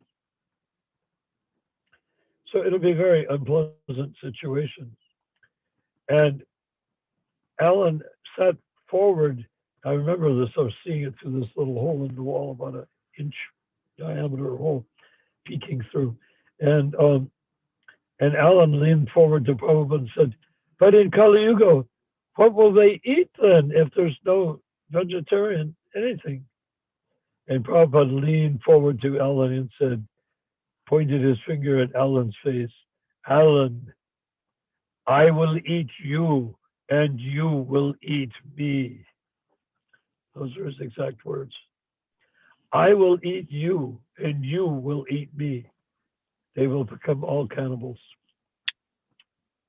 This is a recorded conversation that anyone can hear in the Bhaktivedanta archives. Just look it up. Alan Greensberg talking about Kali Yuga. It's there, recorded. I don't know if anyone recorded that conversation. Did they? That's there. Yeah. With It's there. Alan I've heard it. Ginsberg? Yes. Well, there were quite a few conversations. Yes, it but was this Kali, yeah. those exact words, "Alan, I will eat you and you will eat me," is in the Yes. conversation. Yes. Oh, that's yes. amazing! I Yeah, thought this was I had. recorded. I thought I heard something that only a person in a closet could hear. No. It's recorded. Yeah, Oh, descriptions amazing! of Kali Yuga. Yeah, a lot of this. Isn't it Yeah. hair raising? So that gives Yeah. us the reason. All right, the 10,000 years of Kali before that happens is our motive for spreading Krishna consciousness movement. People may not know that all there is 10,000 years. They're going to think like Darwin, they'll just keep on changing species and turning this species into that one. No, it's going to be a horrible ending, and that ending will be produced by the advancement at the age of Kali. So Prabhupada wrote in the Srimad Bhagavatam, his original volumes, this Krishna consciousness movement will go down in history as having saved the humanity in its momentous hours of need. In its darkest hour. Humanity or human race? Humanity, I think he said.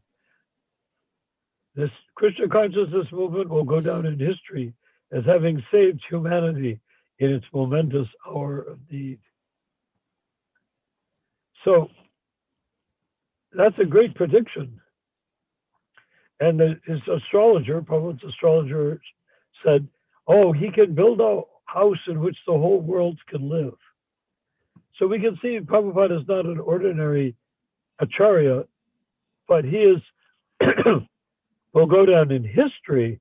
You see, history doesn't mean anything. History is what people like to say about each other. You know, that's all they do. They talk about each other. Oh, he was a great man. Then you tell your kids, that man in the picture, he was a great man. So the kids say, oh, he was a great man. What if he wasn't a great man? Everyone says he was, so it must be true. So the Krishna consciousness movement will go down in history as having saved the world in its momentous hour of need. Yes. Here, Srila Prabhupada says with Alan Greensberg is nothing left. Prabhupada says nothing left. Huh. Left will be, I'll kill you and eat you, and you shall kill me. You shall eat me. That will be left after 10,000 years. Yes, there will be no grain, no milk, no sugar, no fruit. So I have to eat you, and you will have to eat me. Full facility for meat eating, laughter, full facility. Krishna is very kind. He'll give facility, all right. Why cows and calves? You take your own son. Yes, eat nicely, just like serpents. snakes, they eat their own offspring. Tigers, so this will happen. Kali Yuga for you. That is amazing. Yeah.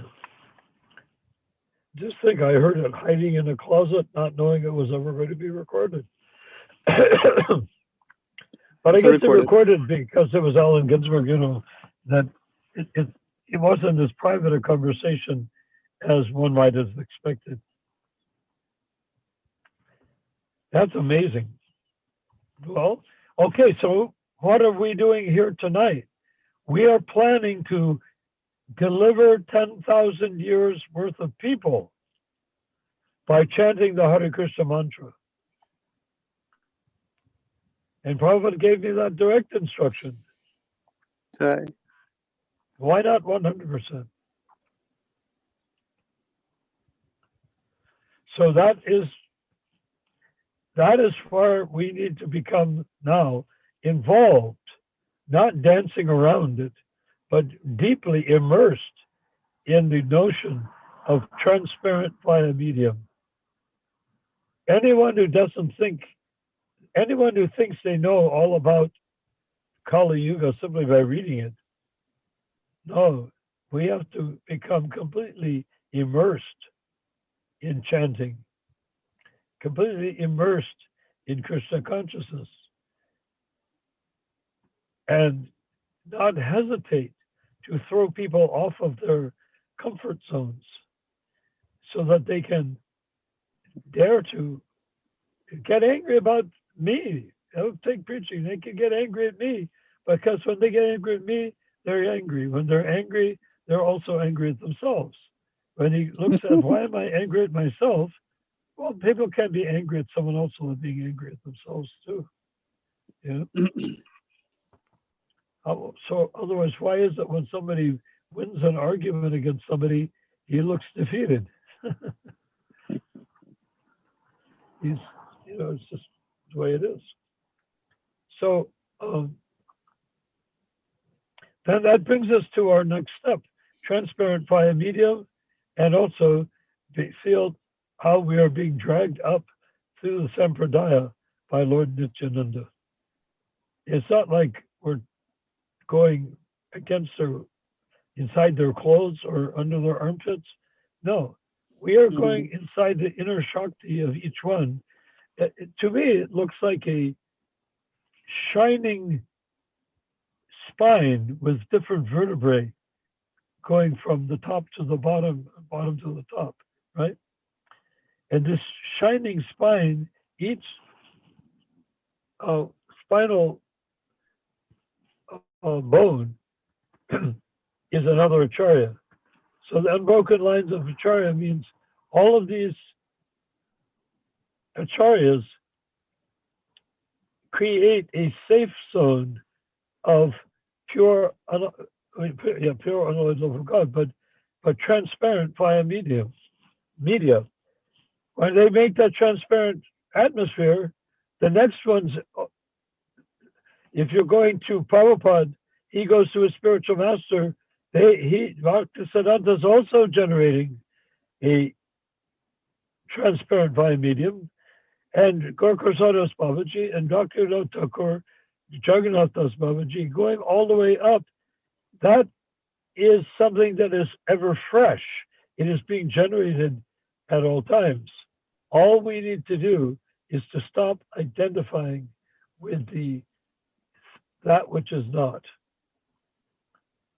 which is the temptation.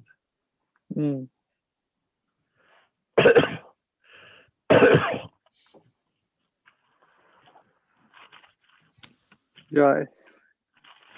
So does anyone have any question, or should we start listening to the comments that people have made? Anyone? Prabhus?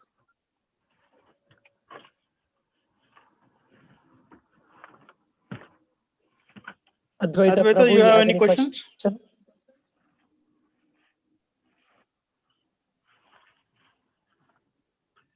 No question? Okay, then I'll read the comments. Give me a few minutes so devotees can ask questions while I look up the comments. Okay. Advaita Prabhu, you need to turn on the mute. You put it on mute. We can't hear you.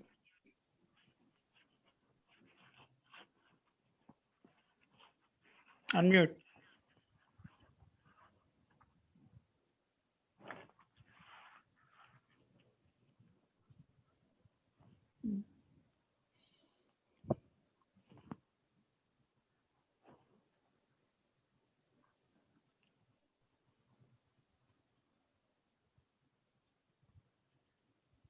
Uh,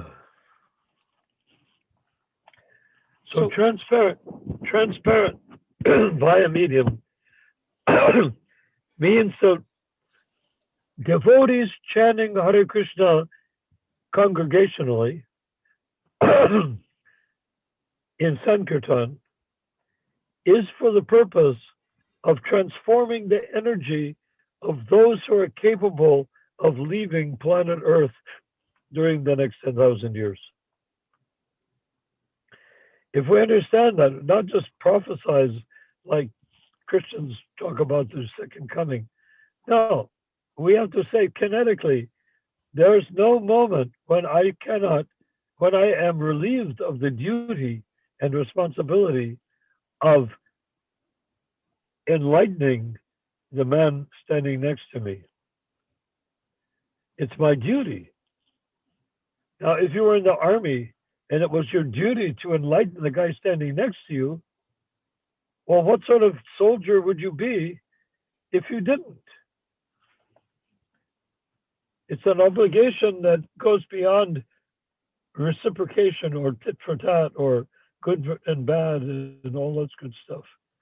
It is a reciprocation that only exists between jiva and jiva. And that can only be activated by chanting the Hare Krishna mantra. And Prabhupada said anyone can take part. A dog can take part. Even a child can take part.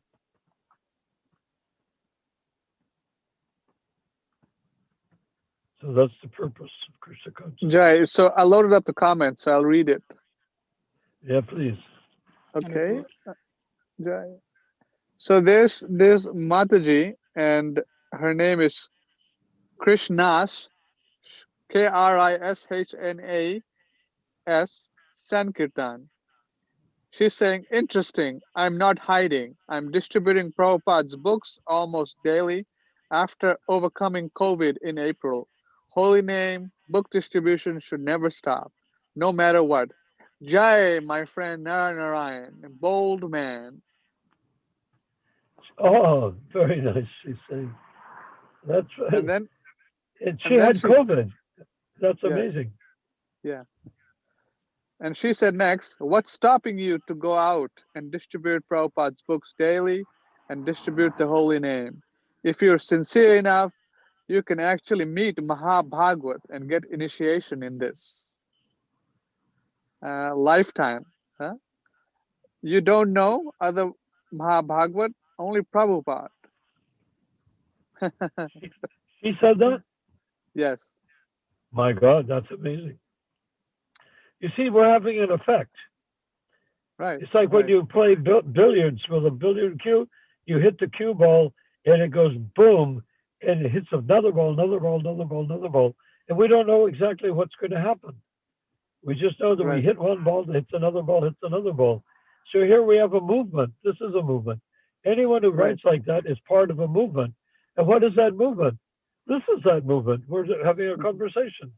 And that is the movement. And we have to take that seriously because we don't need anything else to make a movement.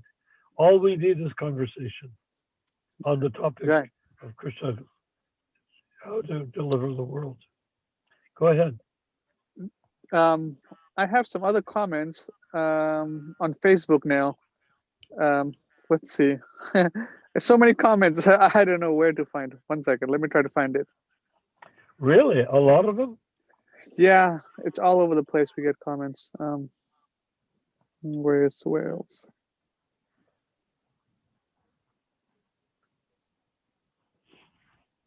Devotees can ask questions. I'm pulling up the comments, so don't. I thought you pulled up a bunch. No.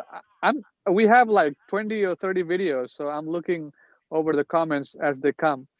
So I see. yeah. And they're So I will. commenting on what are they commenting on? Previous or this Previous lecture? videos. Previous videos. Previous videos. Yeah. Yes. All right. So then we, everything, anything anecdotal has two functions. One is to dull our senses. The other is to inspire us to action. So anything we talk about, the good old days, well, what were so good about them? Let's make them good now, not talk about how good they were. We have to keep going forward. There was an artist, famous, this is a story, not a true story. The artist was approached by a bunch of people that loved his art, and they were selling for huge amounts of money and famous paintings that he was doing. And they said, "Sir, can you tell me which of your paintings which is the best one of all of your paintings?" And you know what he said? The guy said, he said, "My next one." What is my best painting? My next one. That's my best painting. So that's what we need to know. That's what an anecdote or a Krishna pastime or a katha, any of that is dead in the water unless it comes to the next one, the next insight. All these Krishna's pastimes, all these comments by Prabhupada, all the teachings that he gave, all the lectures that he gave are simply meant to trigger us to action. That's it. But it's not like a general standing up making a big speech or a president standing up, candidates saying, "I want to be president or king," or something like that. It's not like that at all. Because our being called to action is kinetic. It's not anecdotal. It's not platitudes. It's not talk, talk, talk. Even nice talk, talk, talk is simply talk, talk, talk. Nothing better. So, no. So everything we do, everything we encounter, if I see one human being suffer, and it's easy to see many human beings suffer, I should feel uncomfortable until I have rectified that situation. That was Lord Ramachandra's method.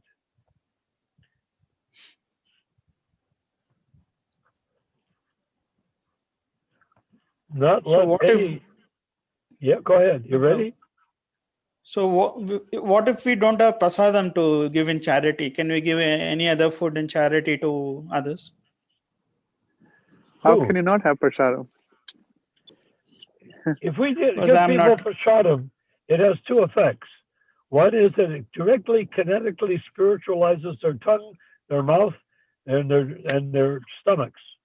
Become transcendentalized. It's like they're glowing afterwards. The other on the spot, giving is to on the spot, if we need to help someone, say we have some money in your pocket, and we can buy them some food instantly and give them. But prasadam is there in the house.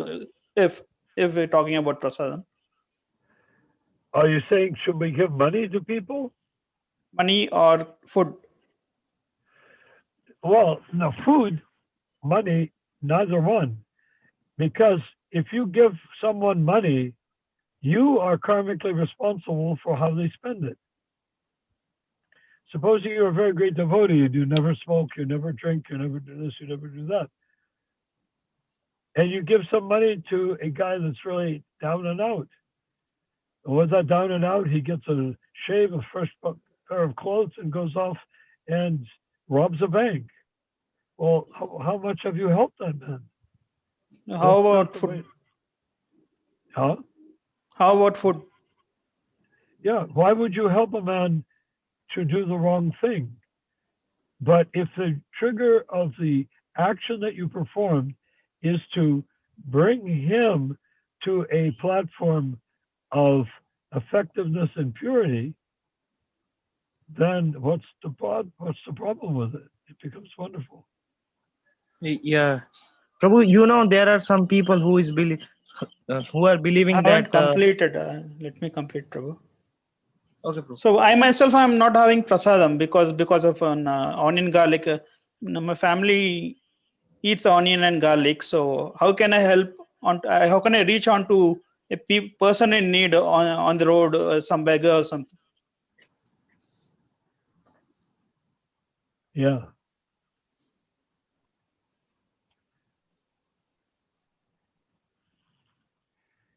Every action we take can either be spirit or word we speak can either be enlightening to who we're speaking, just enlightening in general. Either it's an enlightening, transparent via medium comment, or it's dull and more of the same, garbage in, garbage out. So we are still doing garbage in, garbage out because we still identify with our material bodies. But as we begin to gradually deprogram ourselves from identifying with a material body, then we will be able to act effectively and authentically on the spiritual platform. And when we do, others will respond without the shadow of a doubt. Oh, do you know why others will respond? If we are preached purely, why will they respond? Who would like to answer that question? Why would they respond if we preach purely? May I ask? You don't want to answer them. Well, Because the Krishna and Paramatma in him would respond. Yeah, because they too are part and parcel of Krishna. Right. If I inspire someone with just one word or one gesture, one expression on my face, if they become inspired, that's because they too are spirit soul. Otherwise, what would be the point? It's not that we're trying to preach to a bunch of pigs in a pig yard. The pigs wandering back and forth, couldn't care less, and you're busy preaching to them, hoping they will get a good idea out of it. So, as you were saying, Prabhu, about Lord Ramachandra helping, so feeling for the person who is suffering and reaching out to him. So, should we consider helping him in the mode of goodness only and not in the mode of passion and ignorance? We should consider all the three modes of nature before helping him out.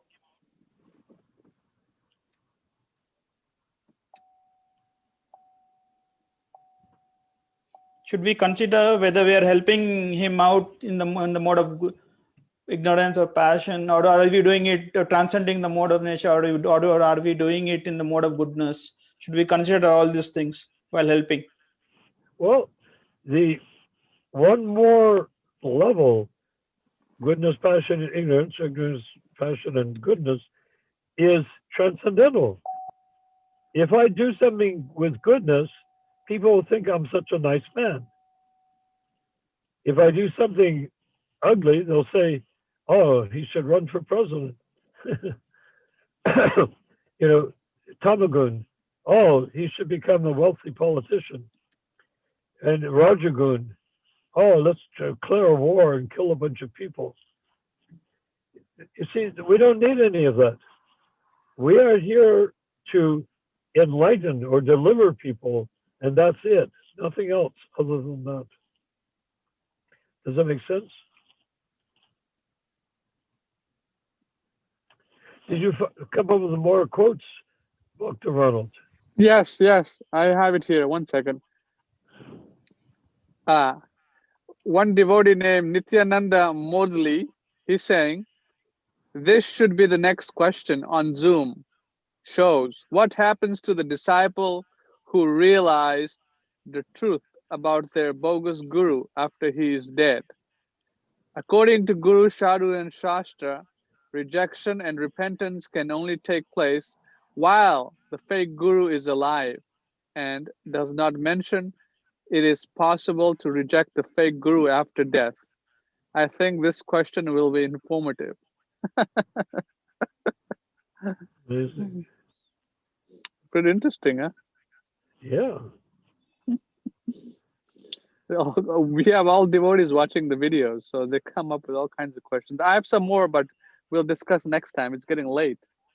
Okay. We've been- Advaita, you have a question? You can ask.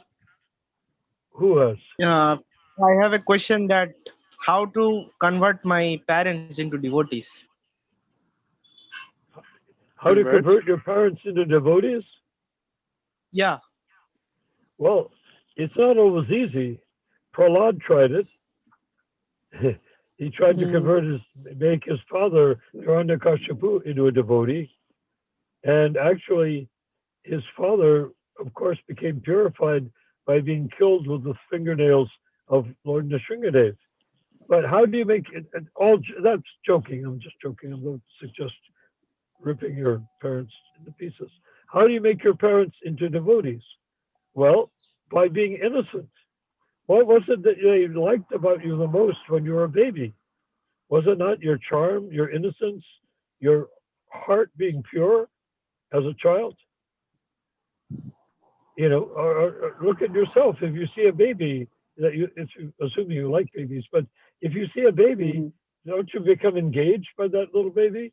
Dr. Ronald has two beautiful children. Every time they come up, sometimes they get into the Zoom picture, and every time they do, I become so happy to see them. Why? Because they're innocently instructing me in Krishna consciousness. How? They don't speak words, really. Why? How can they instruct me? By their mood, by their attitude, by their glance, by their feeling. So if you become a devotee and not like some ISKCON devotees have become belligerent devotee. Oh, to hell with my parents! I'm going to chant Hare Krishna in their faces, and I will not be too careful about the saliva that I splatter on them. That's not how to do it. The way to do it is just be like Prahlad, be innocent, be totally innocent in your chanting, and also ask them questions, but not questions that call for brain answers, only questions that call for heart answers.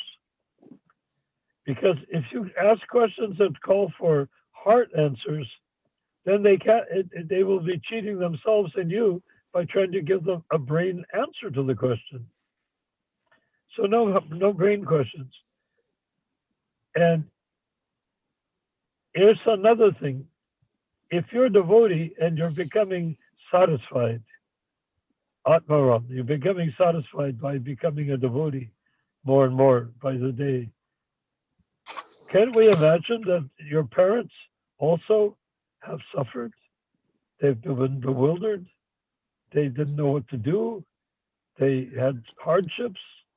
They were scared for your health or for somebody else's health. So we have to understand that they too are suffering. Yeah. Therefore, they too can benefit. If you find peace and happiness, what are you going to do? Keep it all to yourself? No. Oh, I'm chanting Hare Krishna. I'm so happy, and they can go screw themselves. No, thank you. No. No. I will spread- What? Yeah, I'm saying that I should spread that if I got some happiness. Yeah.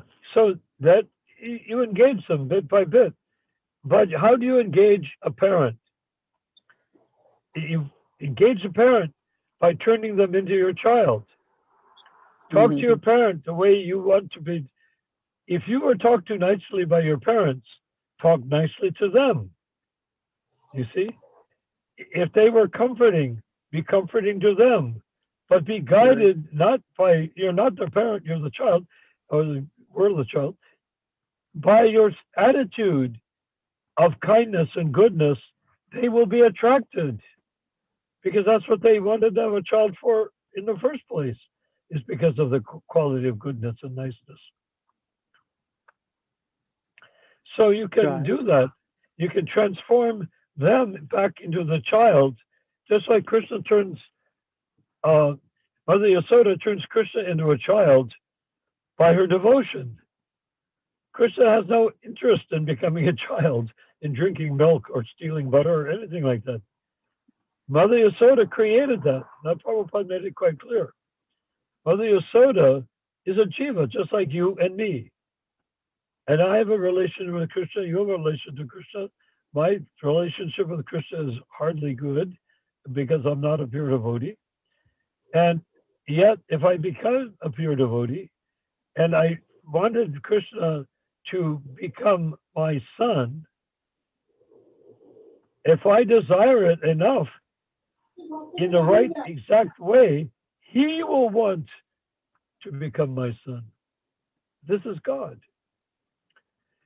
So Prabhupada said on that topic, said everybody wants to become God. You know, the Mayavadis, Aham Brahmasmi, the Mayavadi says, oh, I means I am God. And we say Chitta Veda Veda Tattva simultaneously and differently than one in God. But anyhow, so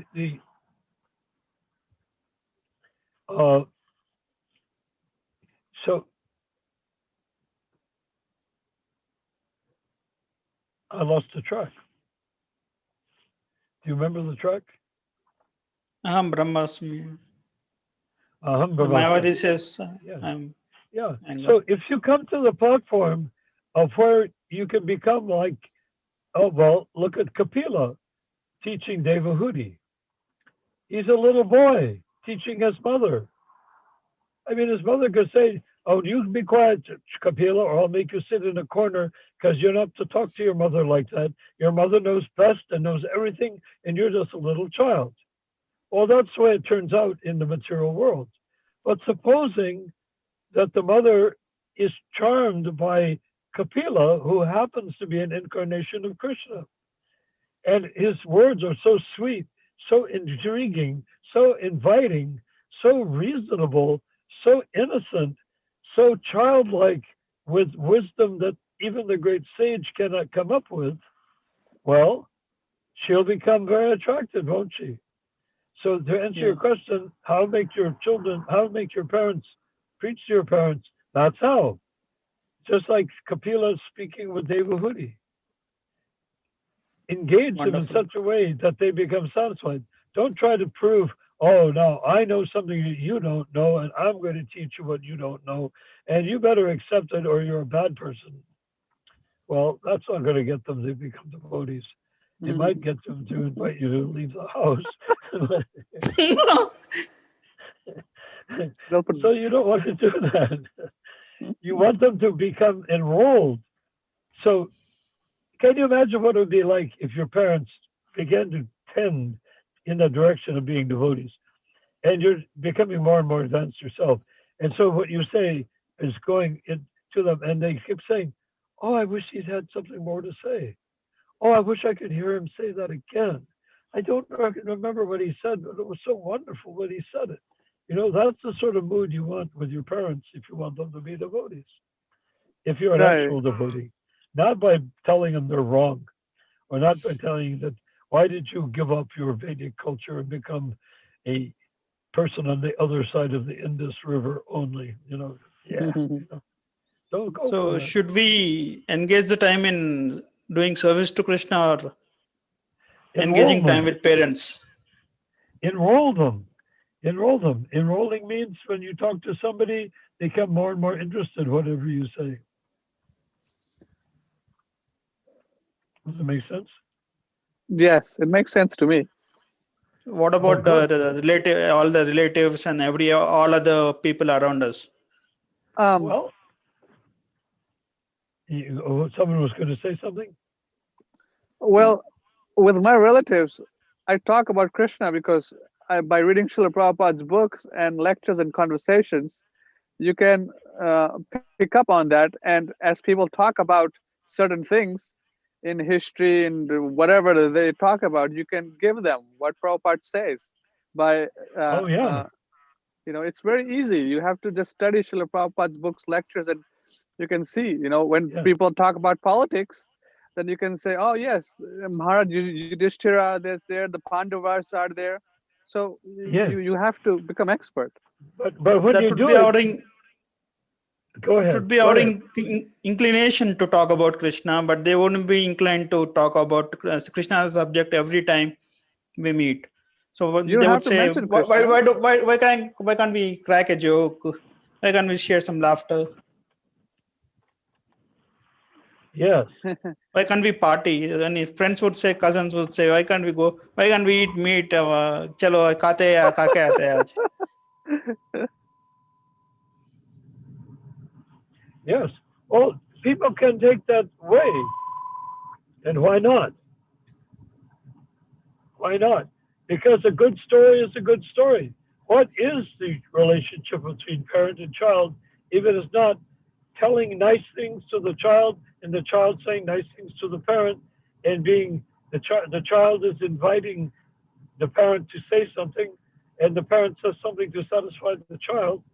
Well, what if the topic is Krishna? But one thing to remember, I would like to point out, is that if you are dealing with Krishna, when you're talking about from Prabhupada's books, you can do it relativistically. Oh, here's history, there's history. Here's history, Mahabharata. Here's history, there's history, or Ramayana. Or you can simply express from inside of the topic in such a way that people will want to hear, what is this history? Where did it come from? When did it take place? Oh, 5,000 years ago. I didn't people could think 5,000 years ago. And keep going into it until everybody's enrolled, engaged. That's how Prabhupada said, engage in Krishna consciousness. So engagement means to become pulled into the vortex of Yeah. spiritual life. That's one way to do it. Another way would to focus on your devotion sadhana. So 9 generations up and 9 generations down, they would be delivered if we go back. Yeah. So the idea is treat them with kindness. Just like if a parent is very strict when you're a child, when they become old, your temptation will be to be strict with them. Oh, now, Father, you're no longer able to push me around and smash me into the wall and punch me in the ear until my ear is ringing. Now you're sitting in a bloody wheelchair, and I can do whatever I like. I can tell you all the things I didn't like about you when you did all that stuff, and you can't do anything about it because you're in a wheelchair. You see, the cycle turns around, doesn't it? Mm-hmm. Right. So that's what we need to concentrate. Creating a world in which people are all satisfied, not just one is satisfied over the other. It's very contradictory because Prithu Maharaj, not Prithu, Maharaj, Ambarisha Maharaj, he engaged his legs in going to the temple, hands in cleaning the temple, eyes in seeing the form of the Lord. Is that the way to go forward, or talking with people, parents, relatives, and indulging them in Krishna conscious talks? Yeah. So this is what this katha is for. This katha is to enlighten people, but not enlighten them like, aha, now I'm God. No, not like that. It's the purpose of this katha is to create a family mood of superior interactions between individuals. The people because can interact beautifully with each other, poetically, beautifully. I mean, there are very many aspects of devotion. You can choose whatever aspect you're going, you would freely get, which you would go into. I mean, you can choose ninefold devotion. Chanting, you can do if you're a good chanter, you can go get into chanting or at book distribution or preaching or Shravanam, Kirtanam, Smaranam, all those things. Any one or two or three or anyone, more of them. Yes. So we need to find that platform, which is the platform is Jiva, spiritual platform. If I'm a Jiva, you're a Jiva, we're all Jivas. Why aren't we having more fun? Right. I'm having fun. Are you? No, I'm just kidding. Oh, yeah. But just imagine how much fun we can have if we're only jiva and nothing else. Right. Because only jiva means either enlightened or next door to enlightened. Right. Right. And enlightened means pure love of God. Hmm.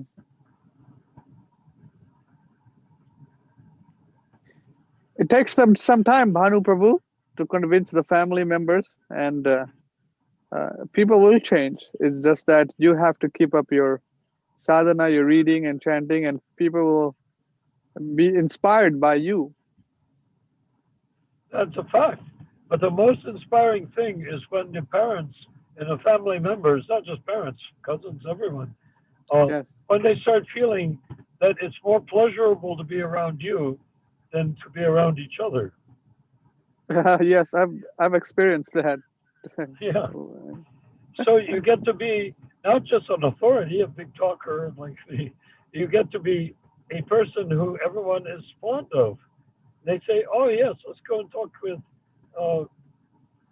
Shravan, or let's go and talk with Manu. Let's go and talk Jai. with Bhakti So you because would like it's to be a people pleaser or a Krishna pleaser? more pleasure. There's Bhanu. Oh yes, Bhanu. When you get around Bhanu, it's so much fun. It's not people pleaser because Such a you're relief. because you're God conscious. You're automatically attractive, Bhanu. That's Not people it. pleaser. It's because Exactly. you're God conscious. That's what you Prabhupada said was- on Facebook once. Because Who said? we aspire to the thing which we aspire to the only thing that we will possibly tolerate or accept, which is transparent via medium. We adhere to transparent via medium, and we are trying to become transparent ourselves by the process of Shravanam Kirtanam. Jai. That's it. Very simple, Prabhu. But Shravanam Kirtanam isn't how to learn a lot of useless facts. Oh, yeah, now I know this one, now I know that one. Or like, the negativist, nete, not this, not that. Well, you can become enlightened like that, but it's very unpleasant. Why you do it? Take forever. Why not go for the real thing? Jai. So where are we going from here? I don't Are know where we. at Is this time for us to say good morning, good night, good day, whatever it is in your territory? Yes, I think it's time. So. Just stopping it and not answering the question. So you're banging me, putting me down. Not exactly putting me down, but you're negating the question. What is The your secret question? of- Whose question? I mean, okay, I'll continue our discussion. So Do you want to answer to a question? I'll continue. I'm saying. And can you? So we have answer been your- taught in Can you ISKCON, maybe. answer your question yourself Yeah, I'm continuing the discussion. With- I'm saying. with pleasure? If you can answer your own question, it will be so pleasurable to you, because then you are not looking for a teacher. You become your own teacher. You're teaching yourself. In all No. Krishna Instead of- consciousness. Instead of being popped out of your body, popped out of your mind, popped out of everything to try to understand something way over there, if you're Atma Rama, you'll feel it inside. Yeah. So what more is there to life than that? But the inner satisfaction of being spirit soul. If you get to the position of Atma Rama, then what is the necessary to share with others? What is the need to please others, preach, or be pleasing to other people? You can be satisfied in yourself. There's no need to. Well, give yourself the biggest pleasure by giving pleasure to others, meaning spiritual pleasure. You can I get the think- most pleasure by making others happy. How? But what sort of happy? From the jiva outward. Can But first, imagine you what need to a get to the relief it position is? of Atma Rama, right? Yeah. Being yourself, self please. I mean, situated in a mode of self and Atma Rama, I'm saying. He's saying that first you must become Atma Rama yourself before you help others. Well, Not help. why not? to give pleasure Yeah. to others. I'm saying, of To course, give help pleasure to you'll do others. it. You'll do it throughout Krishna consciousness. I'm not saying I have preaching. I've been preaching online also. We could say that, like, you have to become a professor before you can teach a class, but that's not necessarily the way to do it. The way to do it is to invite the class to be the teacher. Invite the class to be the teacher. That's Yeah. outside the I mean, box they're thinking. all. We're talking spiritual life. If you go to a college class and there's a bunch of students there, which one of them is not a jiva? Every one of them is a jiva. Therefore, there should be so much pleasure from that simple fact. Right, right. Once the jiva begins to understand Atma Rama, or being satisfied in his own jiva-ness, then you will get this amazing synergy going in the classroom. And no matter what the topic in the class, history, math, or geometry, or whatever it is, philosophy, literature, whatever the class is about, if everyone becomes Atma Rama, every aspect of that education is going to become so much more fun. Well, if we aren't Atmarama, we are Atmarama to some degree. So we're trying to give that to other. The other person is trying to give giving that to other. We're never fully satisfied in this process. We're trying to give pleasure to other, and the other person is giving pleasure to us. But ultimately, it is saturation point is there, and we become. Anu, you will never become satisfied until you see others as becoming Atma Rama. I mean, how can you be happy being the only Atma Rama on earth? No, you need everyone to become, wherever you go, whomever you meet. Evoke them, evoke them to become Atma Rama. Of course, that's once I become Atma Rama, I'll make them Atma Rama. So go to everybody you see. Go to the village idiot and say to him. You don't have. That's what Narayan Prabhu said. You doubt that the one Narayan. What did Prabhupada say to Narayan Prabhu? Narayan Prabhu asked, "Can I become a pure devotee?" And Prabhupada said, "Why not? Why can't you become a pure devotee?" And you're doubting a pure devotee isn't an Atma Rama? Who? Yeah. Me? I'm not doubting anything. Am I saying I can't become Atma Rama? No one could be Atma Rama. You are already Atma Rama, but you have not realized it. Yeah, exactly. But there's no way to become actually Atma Rama without bringing the whole room full of people with you. No point. How can I become Atma Rama if the people next to me on the sofas are not Atma Rama? I'm only going to be Atma Rama when everyone in the room is Atma Rama. Because if I'm Atma Rama without everyone else being Atma Rama, I'll start losing my glow. So one Atma Rama is eating meat, another Atma Rama is watching movies, porn, and another is having drinking. So all Atma Ramas? So no. Atma Rama means you bring people to their spiritual intelligence, who they actually are. I mean, nobody's watching movies. Who are you? Who are you? Is it spiritual intelligence or being self-satisfied and having pleasure in oneself? Well, intelligence. Atma Rama means satisfied in the self. In oneself, yeah. But that raises a big monster of a question. Who is the self? Who am I? Who am I, the self? Am I the body? Am I Indian? Am I Western? Am I German? Am I from Atma Rama itself denotes that of seeking pleasure in the soul. Yeah, but if a person is Atma Rama, they won't have any hard edges anymore. You see, they'll be soft and pliable because the soul doesn't need to defend itself because the soul can't be destroyed. right? So if the soul cannot be destroyed, then what is inhibiting the soul from becoming Atmarama? It's only when we're afraid. It's only when we're afraid that we are fighting to become Atmarama, despite of everybody else and at the expense of everybody else. No, we need to be charitable and make everyone enlightened before I am. I don't need to be enlightened.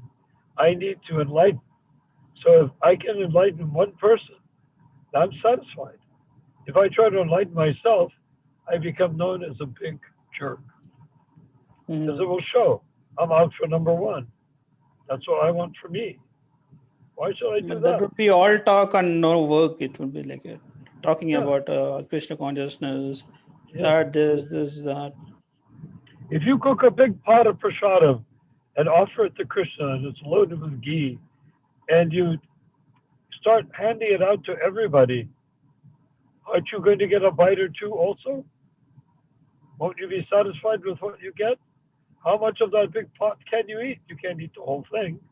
So you take a handful here, a bite there. Of course, you're gonna share whatever experiences, happiness we have.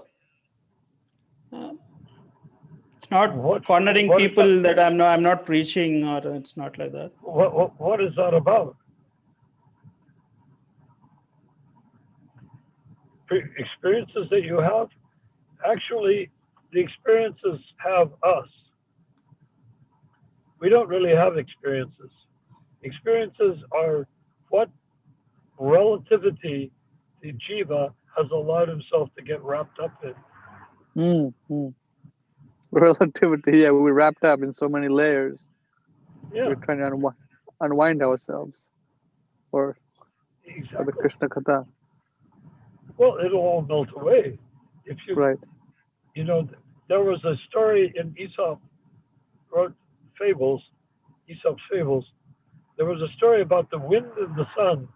I don't know if you know the story. It's like the Panchatantra, actually.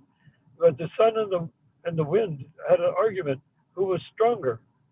The wind and sun, I can blow down whole forests of trees. You can't. You just sit there grinning up there in the sky. What? You know, of course I'm more powerful. And so they decided to have a test. They saw a man walking along on a sort of a cool day. He is wearing 2 coats, a bunch of scarves, and mittens, and warm shoes with fleece lining. And he's walking along, having a nice day, but it's rather chilly, making puffs out clouds of steam in his mouth and all that. And so the wind says, look what I do to the sky. I will make him so, a way to describe it. Actually, it's sort of an average day, and the guy's got a coat. The wind comes and says, I'm going to make him throw his coat away because I'll just grab it out of his hands. So he starts blowing, but the more harder the wind blows and the more icy he blows, the more the man wraps himself in his coat. He puts himself so tightly into his coat that there's no question. He even takes some rope and ties it around the coat so it doesn't blow off. So then the wind is out of breath. He's used up all the wind, didn't get anywhere with the guy. He said, okay, smart guy, you try it and see what happens. So the sun comes out and he simply smiles. He smiles warmly, I might add, and being the sun. And as he warms, his smile warms up everything. People become relieved and happy. No more wind. So the man can't stand being trapped in his coat like this. He sort of starts takes the ropes off of her soul and kept it from being blown off of her. And everything keeps going until finally he's there. And the sun keeps on smiling more and more warmly.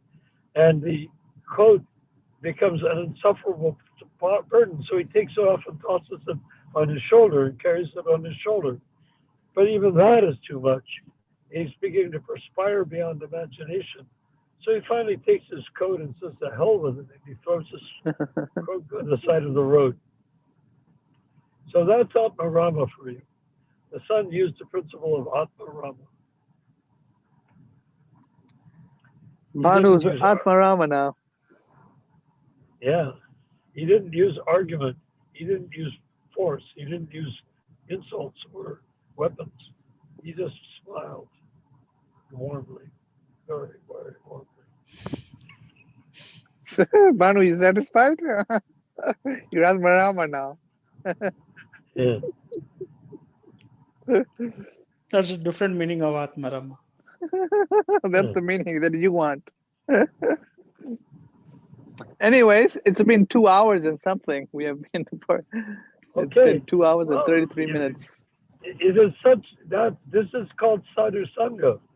You Hmm. notice we've gone from 4 or 5 individuals coming up with thoughts and sort of a sharp feelings in our hearts and pinch in our head a little bit. Where look what's happening. We're relaxed and happy. Hmm. Right. This is Atma Haribol. Rama. Atma Rama. Hare Krishna Prabhus. Until tomorrow. Hare Krishna. Hare Krishna. Thank you, Hare Prabhuji. Krishna. And I do have to Hare apologize Krishna. in advance because Hare tomorrow, Krishna. Tuesday, and Wednesday, I'm going to be tied up. I may or may not be able to have a conference call with you, Mr. Gosti, because of my brother's passing away. We're getting ready for a memorial service.